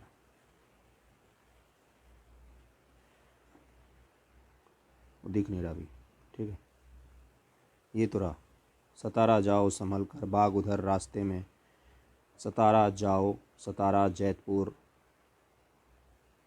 संभलपुर बघात, उदयपुर उधर, झाड़ी में नाग काटेगा, ऐसे बनाया था हमने। ये ट्रिक याद रखना, बार बार पूछता है। लॉर्ड डलहौजी की विलय नीति का प्रथम शिकार निम्नलिखित में से कौन हुआ था? सतारा। 52 नंबर क्वेश्चन है कि जॉन जेम्स एंड्रयू रैमजे किसका नाम था? तो डलहौजी का नाम था ये, जेम्स एंड्रयू रैमजे, ठीक। और ये 1848 में आया था बन के। अगला क्वेश्चन है, अंग्रेजों द्वारा सिंध विजय संपन्न हुआ था? लॉर्ड एलनबरो, सिंध विजय एलनबरो, एलनबरो। सिंध पहले बम्बई प्रांत में ही शामिल था, पता होना चाहिए, बम्बई प्रांत में ही सिंध शामिल था। सिंध अभी वो इलाका है पाकिस्तान का जहाँ कराची है। सिंध पर ब्रिटिश ने कब्जा किया 1843 ईस्वी में। अगला है, सिक्किम का भारत विलय किसने किया? लॉर्ड डलहौजी ने। ये यूपीपीसीएस 2020 का क्वेश्चन है। सिक्किम का भारत में विलय लॉर्ड डलहौजी ने किया था। सिक्किम जो नेपाल और भूटान राज्यों के मध्य स्थित एक छोटा सा राज्य था, उसके राजा पर यह दोष लगाया गया कि उसने 2 अंग्रेज डॉक्टरों के साथ दुर्व्यवहार किया। 2 अंग्रेज डॉक्टरों के साथ दुर्व्यवहार करने पर पूरे के पूरे राज्य को मिला लिया था डलहौजी ने, मतलब पराकाष्ठा था। लॉर्ड डलहौजी के शासनकाल में उस राज्य के कुछ दूरवर्ती प्रदेश, जिसमें दार्जिलिंग भी सम्मिलित था, को भारत में मिला लिया गया था। निम्नलिखित में कौन अवध का ब्रिटिश रेजिडेंट था जब अवध का ब्रिटिश साम्राज्य में विलय हुआ? तो जेम्स आउटरम था। 1854 में स्लीमैन के स्थान पर जेम्स आउटरम को अवध का ब्रिटिश रेजिडेंट बनाया गया। उसने कहा कि अवध का प्रशासन बहुत दूषित है तथा जनता की अवस्था बहुत शोचनीय है। आउटरम की रिपोर्ट ही फरवरी 1856 में अवध के अधिग्रहण का आधार बना था। 1857 के विद्रोह के समय Lucknow British resident Henry Lawrence था जो उस विद्रोहियों के हाथे मारा गया था, इसको मार दिया था वहाँ। और लखनऊ में कौन 1857 के विद्रोह का नेतृत्व कर रहा था या कर रही थी? बेगम हजरत महल। क्या बेगम हजरत मारी गई थी? नहीं, मारी नहीं गई थी, नेपाल भाग गई थी वो। भारत में प्रथम रेलवे लाइन किस ब्रिटिश गवर्नर के समय बिछाई गई थी? तो डलहौजी, बम्बई से ठाणे के बीच में। अगला क्वेश्चन है 58 नंबर, भारत में प्रथम रेल लाइन का निर्माण किन नगरों के बीच हुआ था? बम्बई से ठाणे। 59 नंबर, भारत में पहली रेल लाइन कब शुरू हुई? 1853 ईस्वी। किस कंपनी ने सर्वप्रथम भारत में रेल यात्रा प्रारंभ की? किस कंपनी ने सर्वप्रथम? ग्रेट इंडियन पेनिनसुलेला रेलवे, ये कंपनी थी जिसने भारत में रेल यात्रा प्रारंभ कराई। ब्रिटिश भारतीय राज्य क्षेत्र का अंतिम प्रमुख विस्तार हुआ डफरिन के समय में हुआ था, ब्रिटिश भारतीय क्षेत्र का। 1885 में तृतीय आंग्ल बर्मा युद्ध हुआ और 1 जनवरी 1886 को बर्मा को ब्रिटिश भारत में मिला लिया गया, जो ब्रिटिश भारतीय राज्य क्षेत्र का अंतिम प्रमुख विस्तार था। इस समय वाइसराय लॉर्ड डफरिन था। 62 नंबर क्वेश्चन है, PWD department, public works department 1845 से 1855 के दौरान स्वरूप लेने वाले थे लॉर्ड डलहौजी। इसी ने PWD बनवाया था, इसी ने स्वरूप दिया था PWD को। 63 नंबर क्वेश्चन है कि विधवा विवाह अधिनियम किसके शासनकाल में लाया गया? Lord Canning. कब आया था? ईश्वरचंद्र विद्यासागर के अथक प्रयासों के फलस्वरूप लॉर्ड कैनिंग ने 28 फरवरी 1856, 21 मार्च 1862 के समय, ये 56 से 62 रहा था कैनिंग, 26 जुलाई 1856 को विधवा पुनर्विवाह अधिनियम 1856 लाया था इसने, ठीक। इस अधिनियम को लॉर्ड डलहौजी के समय प्ररूपित और प्रस्तुत किया गया था। इस अधिनियम के नियम 15 के तहत विधवा विवाह को वैध मान लिया गया, उस विवाह से उत्पन्न हुए बालक को भी वैध माना गया, ठीक। किनके प्रयासों से आया था? ईश्वरचंद्र विद्यासागर। 1 नवंबर 1858 को महारानी विक्टोरिया घोषणा पत्र इलाहाबाद में पढ़कर सुनाया गया था लॉर्ड कैनिंग के द्वारा। इलाहाबाद में उन्होंने दरबार सजाया था महारानी विक्टोरिया ने। अगला है, निम्न में से कौन एक भारत का प्रथम वाइसराय था? तो लॉर्ड कैनिंग। प्रथम गवर्नर जनरल कौन था? भारत का प्रथम गवर्नर जनरल तो बेंटिक था, ठीक। और प्रथम बंगाल का गवर्नर जनरल वॉरेन हेस्टिंग्स था। अगला है क्वेश्चन कि 1 नवंबर 1858 को महारानी विक्टोरिया घोषणा पत्र पढ़कर सुनाया था लॉर्ड कैनिंग ने, कहाँ पर सुनाया था? इलाहाबाद में सुनाया था। अगला क्वेश्चन है अपने पुत्र के स्थान पर दूसरे उत्तराधिकारी को गोद लेने के अधिकार को पुनः स्थापित किया गया था सम्राज्ञी के घोषणा पत्र के द्वारा। जो डलहौजी की हड़प नीति थी ना, उसमें गोद लिए हुए बच्चे को अगर राज्य की सत्ता सौंपी जाती थी तो वो अवैध हो जाता था। इसको ख़त्म कर दिया था साम्राज्ञी के घोषणा पत्र में। अगला क्वेश्चन है महारानी विक्टोरिया की भारत की साम्राज्ञी नियुक्त किया गया था 1877 ईस्वी में। 1877 में गवर्नर जनरल कौन था? लिट्टन था। इसने दिल्ली दरबार सजाया था उस समय जब भारत में बहुत बड़ी अकाल पड़ी हुई थी। राजसी उपाधि अधिनियम ब्रिटिश संसद द्वारा 1876 पारित किया गया। इस अधिनियम के तहत महारानी विक्टोरिया को 1 जनवरी 1877 ईस्वी से दिल्ली दरबार में भारत की साम्राज्ञी घोषित किया गया। इस प्रकार सम्राट एडवर्ड सातवां को वर्ष 1903 में तथा जॉर्ज पंचम को वर्ष 1911 में भारत का सम्राट घोषित किया गया था। निम्नलिखित में से किस गवर्नर जनरल ने भारत में दास प्रथा को समाप्त किया था? तो लॉर्ड एलन बरो है। 1843 के एक्ट 5 के द्वारा भारत में तात्कालिक गवर्नर जनरल लॉर्ड एलन बरो ने दास प्रथा का उन्मूलन किया। इसका कार्यकाल 1842 से 44 था, तो 43 में हुआ था उन्मूलन। कौन सा सही सुमेलित है? तो कर्नवालिस के सामने बंदोबस्त, अस्थाई बंदोबस्त लिखा हुआ था, यही सही है। कब आया था ये? 1793 में। अस्थाई बंदोबस्त आया था 1793 में। लॉर्ड वेलेजली चतुराईपुर निष्क्रियता, ये गलत है इसका। लॉर्ड डलहौजी सहायक संधि वेलेजली का था। लॉर्ड कैनिंग भारतीय राष्ट्रीय कांग्रेस की स्थापना नहीं, लॉर्ड कैनिंग के समय में नहीं हुई थी। भारतीय राष्ट्रीय कांग्रेस की स्थापना 1885 में हुई है, दिसंबर 1885, और एओ ह्यूम ने लॉर्ड डफरिन के कार्यकाल में की थी, और यहाँ पर लॉर्ड कैनिंग लिखा हुआ था। अगला क्वेश्चन है कौन सा सुमेलित नहीं है? 71 नंबर क्वेश्चन। लॉर्ड कर्नवालिस अस्थाई बंदोबस्त, ये तो सही है। लॉर्ड वेलेजली सहायक संधि, सही है ये। लॉर्ड डलहौजी व्यक्तिगत का सिद्धांत, सही है। लॉर्ड कैनिंग उच्चतम निष्क्रियता, ये गलत है, डी, ये गलत है। उच्चतम निष्क्रियता का सिद्धांत किनका था? तो चतराईपुर निष्क्रियता की नीति जॉन लॉरेंस की सहायक संधि थी, जॉन लॉरेंस की थी, जॉन लॉरेंस की। अस्थाई बंदोबस्त किसके शासनकाल में प्रारंभ किया गया था? तो लॉर्ड कर्नवालिस के समय में। निम्नलिखित में से सही सुमेलित कौन से नहीं है? लॉर्ड कर्नवालिस अस्थाई बंदोबस्त, सही है। लॉर्ड वेलेजली सहायक संधि प्रणाली, सही है। लॉर्ड हेस्टिंग्स द्वितीय आंग्ल मराठा, गलत है। द्वितीय आंग्ल मराठा इसके समय में हुआ था। द्वितीय आंग्ल मराठा युद्ध के बीच लॉर्ड वेलेजली के काल में हुआ था। तृतीय आंग्ल मराठा जो था ना, थर्ड, ये हुआ था हेस्टिंग्स के समय में। लॉर्ड हेस्टिंग्स के काल में तृतीय तथा अंतिम आंग्ल मराठा युद्ध हुआ था। तृतीय आंग्ल मराठा युद्ध में मराठों की पराजय के पश्चात लॉर्ड हेस्टिंग्स ने पेशवा की गद्दी 1818 ईस्वी में समाप्त कर दी। पेशवा की गद्दी भी समाप्त कर दी। पश्चिमी भारत में स्थित पेशवा का समस्त प्रदेश बम्बई प्रेसिडेंसी में सम्मिलित कर दिया गया। इसके अतिरिक्त कंपनी ने बुंदेलखंड, मालवा तथा शेष भारत पर, जिन पर पेशवाओं का प्रभुत्व था, राजनीतिक अधिकार भी कर लिया। अगला क्वेश्चन है पेशवाई को कब समाप्त किया गया? 1818 ईस्वी में। 75 नंबर क्वेश्चन, निम्नलिखित में किसने राजपूताना की देसी रियासतों के साथ वर्ष 1817-18 के अधीनस्थ संधि की बातचीत की थी? तो चार्ल्स मेटकॉफ ने। राजपूताना को उनके अंग्रेजों में शामिल करना था, अधीनस्थ संधि करवानी थी। राजपूताना की रियासतों के साथ वर्ष 1817-18 के अधीनस्थ संधि की वार्ता चार्ल्स मेटकॉफ ने की थी। लॉर्ड हेस्टिंग्स ने राजपूताना पर ब्रिटिश सर्वोच्चता तथा मराठों पर पिंडारियों के प्रति राजपूताने की तटस्थता सुनिश्चित करने के लिए दिल्ली के तात्कालिक रेजिडेंट चार्ल्स मेटकॉफ को वार्ताकार बनाया था। तो किसने बनाया था? हेस्टिंग्स ने, जिसके काल में तृतीय आंग्ल मराठा युद्ध हुआ। 76 नंबर है, निम्न से कौन सुमेलित नहीं है? लॉर्ड कर्नवालिस अस्थाई बंदोबस्त, सारे रिपीटेड क्वेश्चन है। लॉर्ड वेलेजली सहायक संधि, सही है। सर जॉन शोर आंग्ल नेपाल युद्ध, नहीं, आंग्ल नेपाल युद्ध हेस्टिंग्स के समय में हुआ था। आंग्ल नेपाल युद्ध लॉर्ड हेस्टिंग्स के काल में 1814 में पहला युद्ध लड़ा गया, कोई विशेष सफलता नहीं मिली। 1815 में दूसरा लड़ा गया, कुमाऊं में अल्मोड़ा को जीत लिया गया तथा मेजर जनरल अख्तर लोनी ने वीर गोरखा सरदार अमर सिंह थापा को मालवा का किला समर्पित करने के लिए विवश कर दिया। ब्रिटिश सेना राजधानी काठमांडू से 30 मील की दूरी तक पहुंच गई और 2 दिसंबर 1815 को सुगौली की संधि लेखबद्ध हुई थी। सुगौली कहाँ है? ये बिहार के चंपारण में है। यहीं पर संधि हुई थी गोरखाओं और अंग्रेजों के बीच में। सॉरी,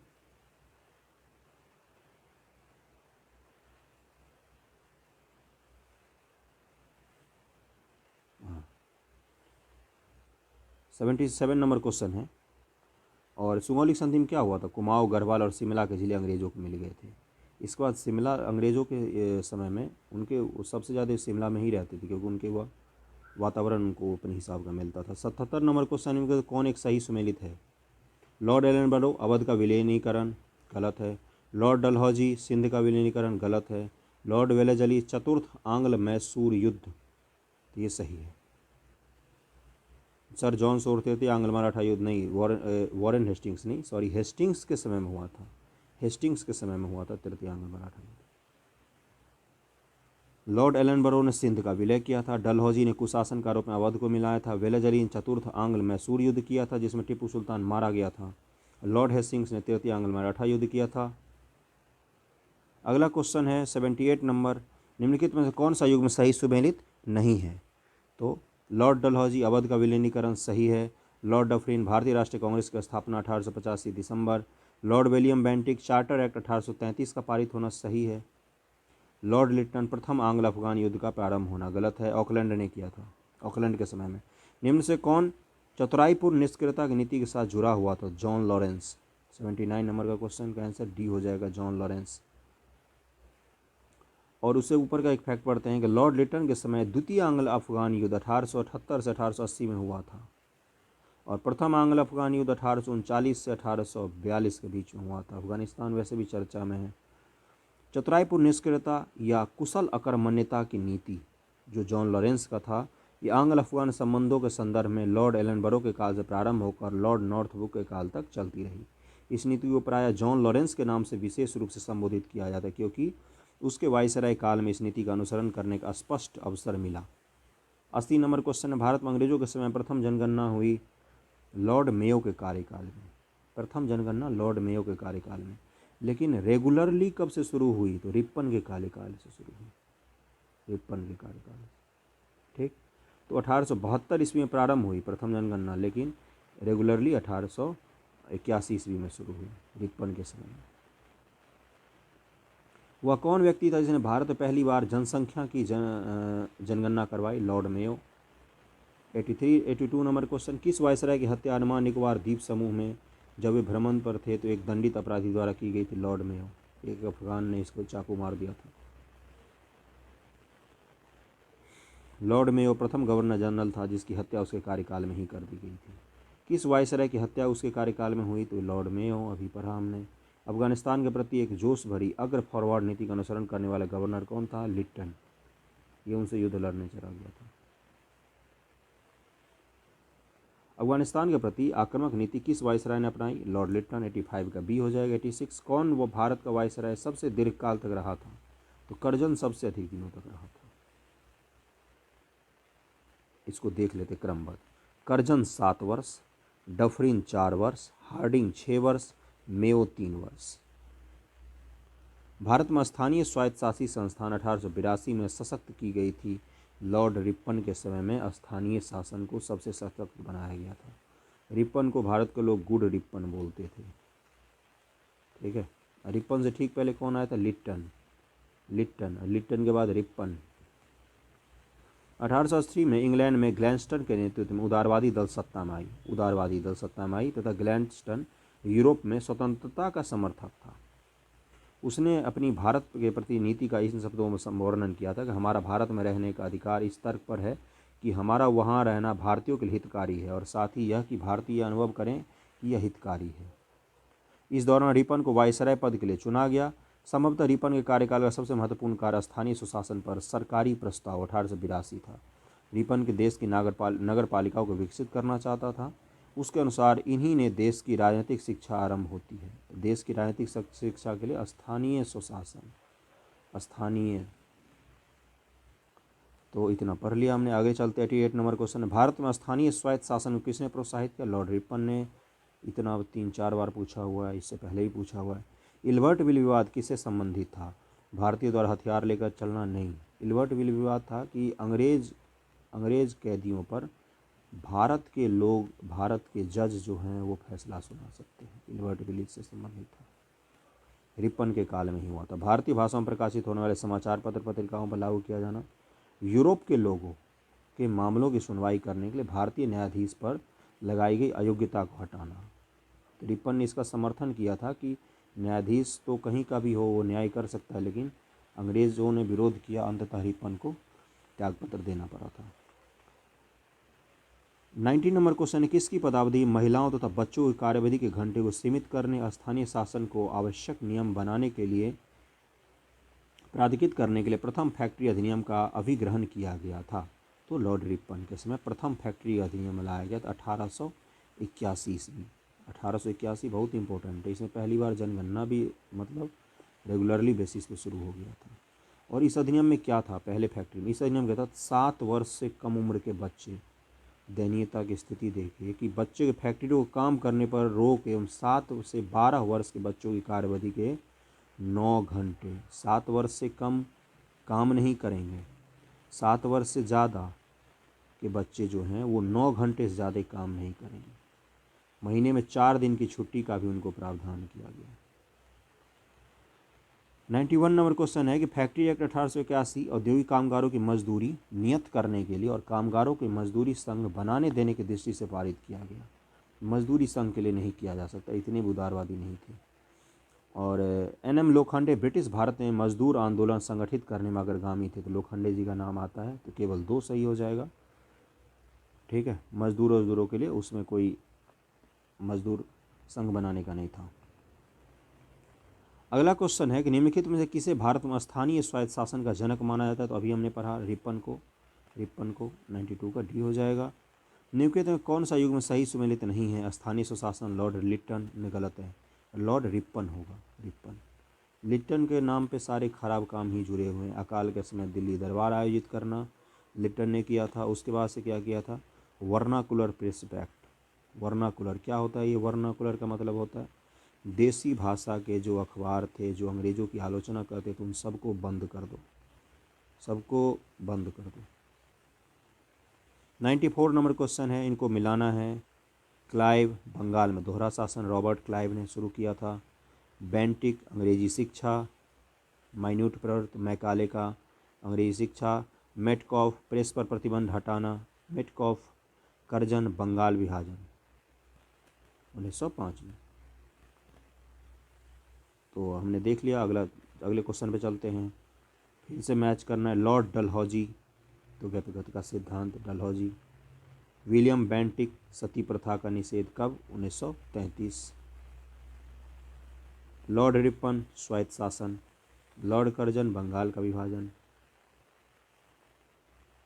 व्यक्तिगत का सिद्धांत वगैरह सब। और 1829 में विलियम बेंटिक ने किया था। 33 में तो एक्ट आया था, 1829 में किया था। मैंने गलती से 33 बोला, 1829 में किया था नियम 17 द्वारा।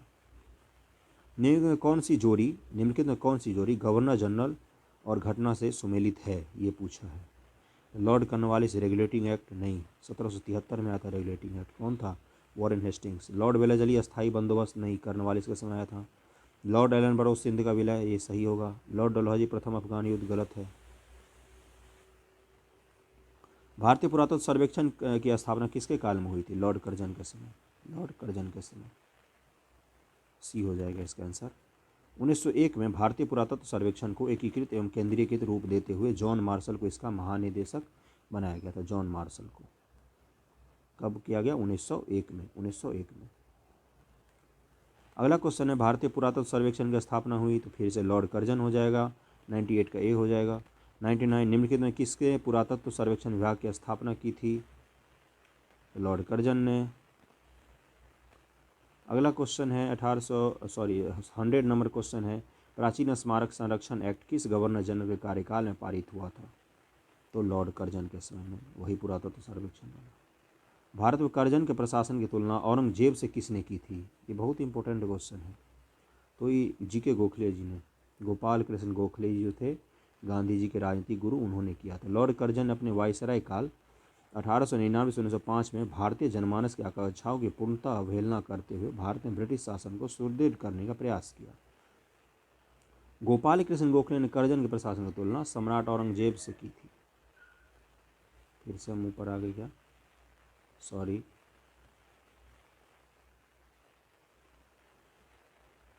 हाँ 101 नंबर कर लिया। 102 नंबर, इंपीरियल कैडेट कॉर्प्स की स्थापना किसने की थी? तो लॉर्ड कर्जन ने। क्या था ये पढ़ते हैं। 1901 में इंपीरियल कैडेट कॉर्प्स की स्थापना की। इसका उद्देश्य देशीय नरेश के राजकुमारों एवं सामंतों के पुत्र को सैनिक शिक्षा का प्रबंध करना था। इनके साथ अलग ही ट्रीटमेंट होता था। 103 नंबर क्वेश्चन है कि भारत ब्रिटिश साम्राज्य के दौरान निम्नलिखित वायसराय पर विचार कीजिए, उपयुक्त पदावधि का सही कालक्रम लगाइए।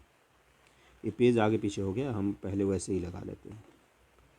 लॉर्ड कर्जन कब आया है? 1900, बंगाल के विभाजन के समय भारत में, 1905 के आसपास। हार्डिंग उसके बाद आएगा, जब दिल्ली में राजधानी कलकत्ता से स्थापित हुआ। लॉर्ड चेम्सफोर्ड सबसे अंत में आएगा।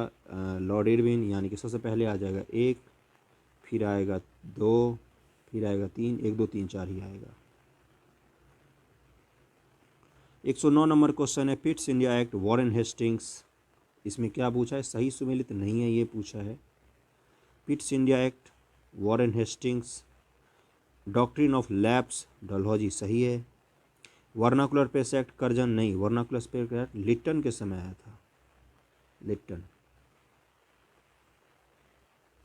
अगला क्वेश्चन है, ठगी का दमन, विलियम बेंटिक, सुमेलित नहीं है, पूछा है, सुमेलित नहीं है, तो सही है ये। इल्बर्ट बिल रिपन के समय आया था। रिंग फेंस की नीति, Warren Hastings. Vernacular press act, Curzon, नहीं। फिर से लिट्टन, लिट्टन ही आएगा। ब्रिटिश भारत की राजधानी का कलकत्ता से दिल्ली स्थानांतरण किसके काल में हुआ था? तो लॉर्ड हार्डिंग, और इसके ऊपर बम फेंका गया था। वायसराय लॉर्ड हार्डिंग के समय भारत की राजधानी का कलकत्ता से दिल्ली स्थानांतरण किया गया था। वायसराय लॉर्ड हार्डिंग ने 1911 में जॉर्ज पंचन एवं महारानी मैरी को भारत बुलाया तो दिल्ली में भव्य दरबार का आयोजन किया, जिसे दिल्ली दरबार तृतीय के नाम से जाना जाता है। इसी दरबार में बंगाल विभाजन को रद्द किया गया तथा राजधानी हस्तांतरण की घोषणा की गई। बंगाल विभाजन को 1911 में रद्द किया गया था। 112 नंबर क्वेश्चन है, सही जोड़े बनाइए नीचे दिए कूटों में। चूक का सिद्धांत, हड़प नीति, तो ये तो एक का ही हो सकता है, हड़प जब भी आए तो डलहौजी। बंगाल का विभाजन, कर्जन। सामाजिक सुधार के लिए बेंटिक को जाना जाता है, क्यों? सती प्रथा, सती, ठगी, शिशु हत्या, ये तीनों पर रोक लगाया था। सती प्रथा, ठगी और शिशु हत्या। बंगाल में दोहरा शासन, रॉबर्ट क्लाइव। 113 नंबर क्वेश्चन है, इनको मैच करना है। बंगाल में फोर्ट विलियम प्रेसिडेंसी का गवर्नर जनरल रेगुलेटरी एक्ट 1773 के अधीन।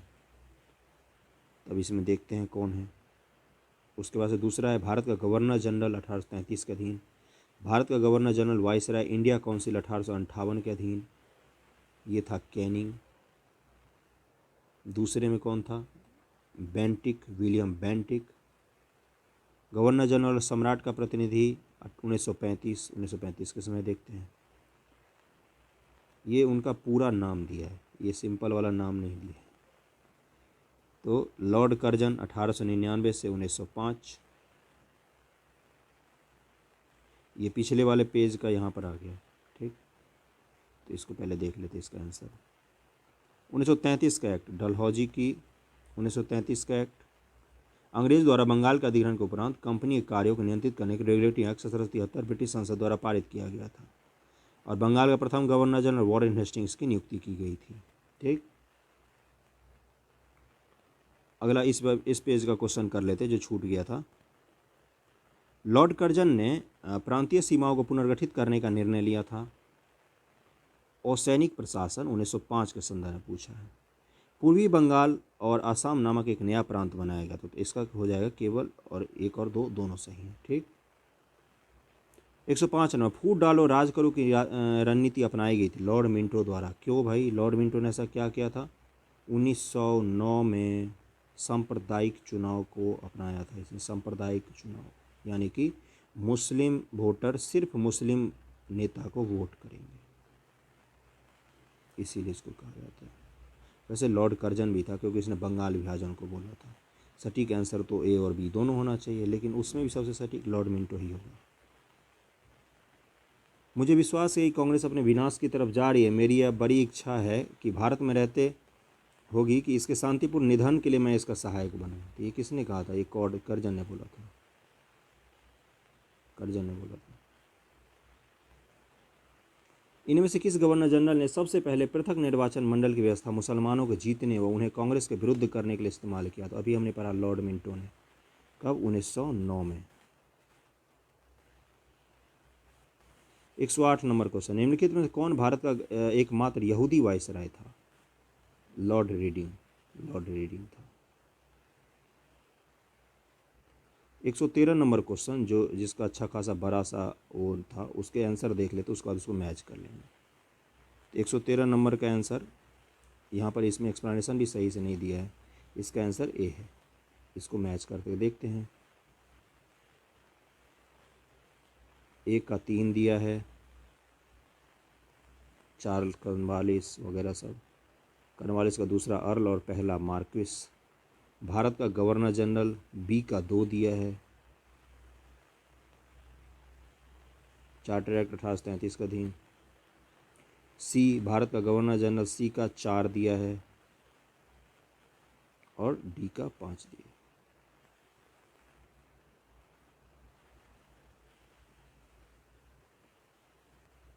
अगले क्वेश्चन पे चलते हैं। 114 नंबर, संभलपुर, अभी हमने पढ़ा था, सतारा जाओ संभल कर, बाग उधर रास्ते में नाग काटेगा, ऐसे करके। संभलपुर 1849, संभलपुर 1849 मैच करना है। सतारा 1848, 1848। अवध 1856, झांसी 1854। बहुत बार ये क्वेश्चन पूछता है। निम्नलिखित घटनाओं विचार कीजिए तथा उनको कालक्रम अनुसार व्यवस्थित कीजिए। सिक्किम का विलय, झांसी का विलय, पंजाब का विलय, बर्मा का विलय। तो पंजाब का विलय कब हुआ है? 1849 ईस्वी में। सिक्किम का विलय 1817 ईस्वी में। झांसी का विलय 1853 में। बर्मा का विलय 1886 में। कहते हैं कि ब्रिटिश साम्राज्य के तहत सिक्किम का विलय नहीं किया गया था। उसके साथ फरवरी 1817 में सिर्फ सहायक संधि की गई थी। विलय किसने किया सिक्किम का? सिक्किम का विलय किया डलहौजी ने, डलहौजी ने।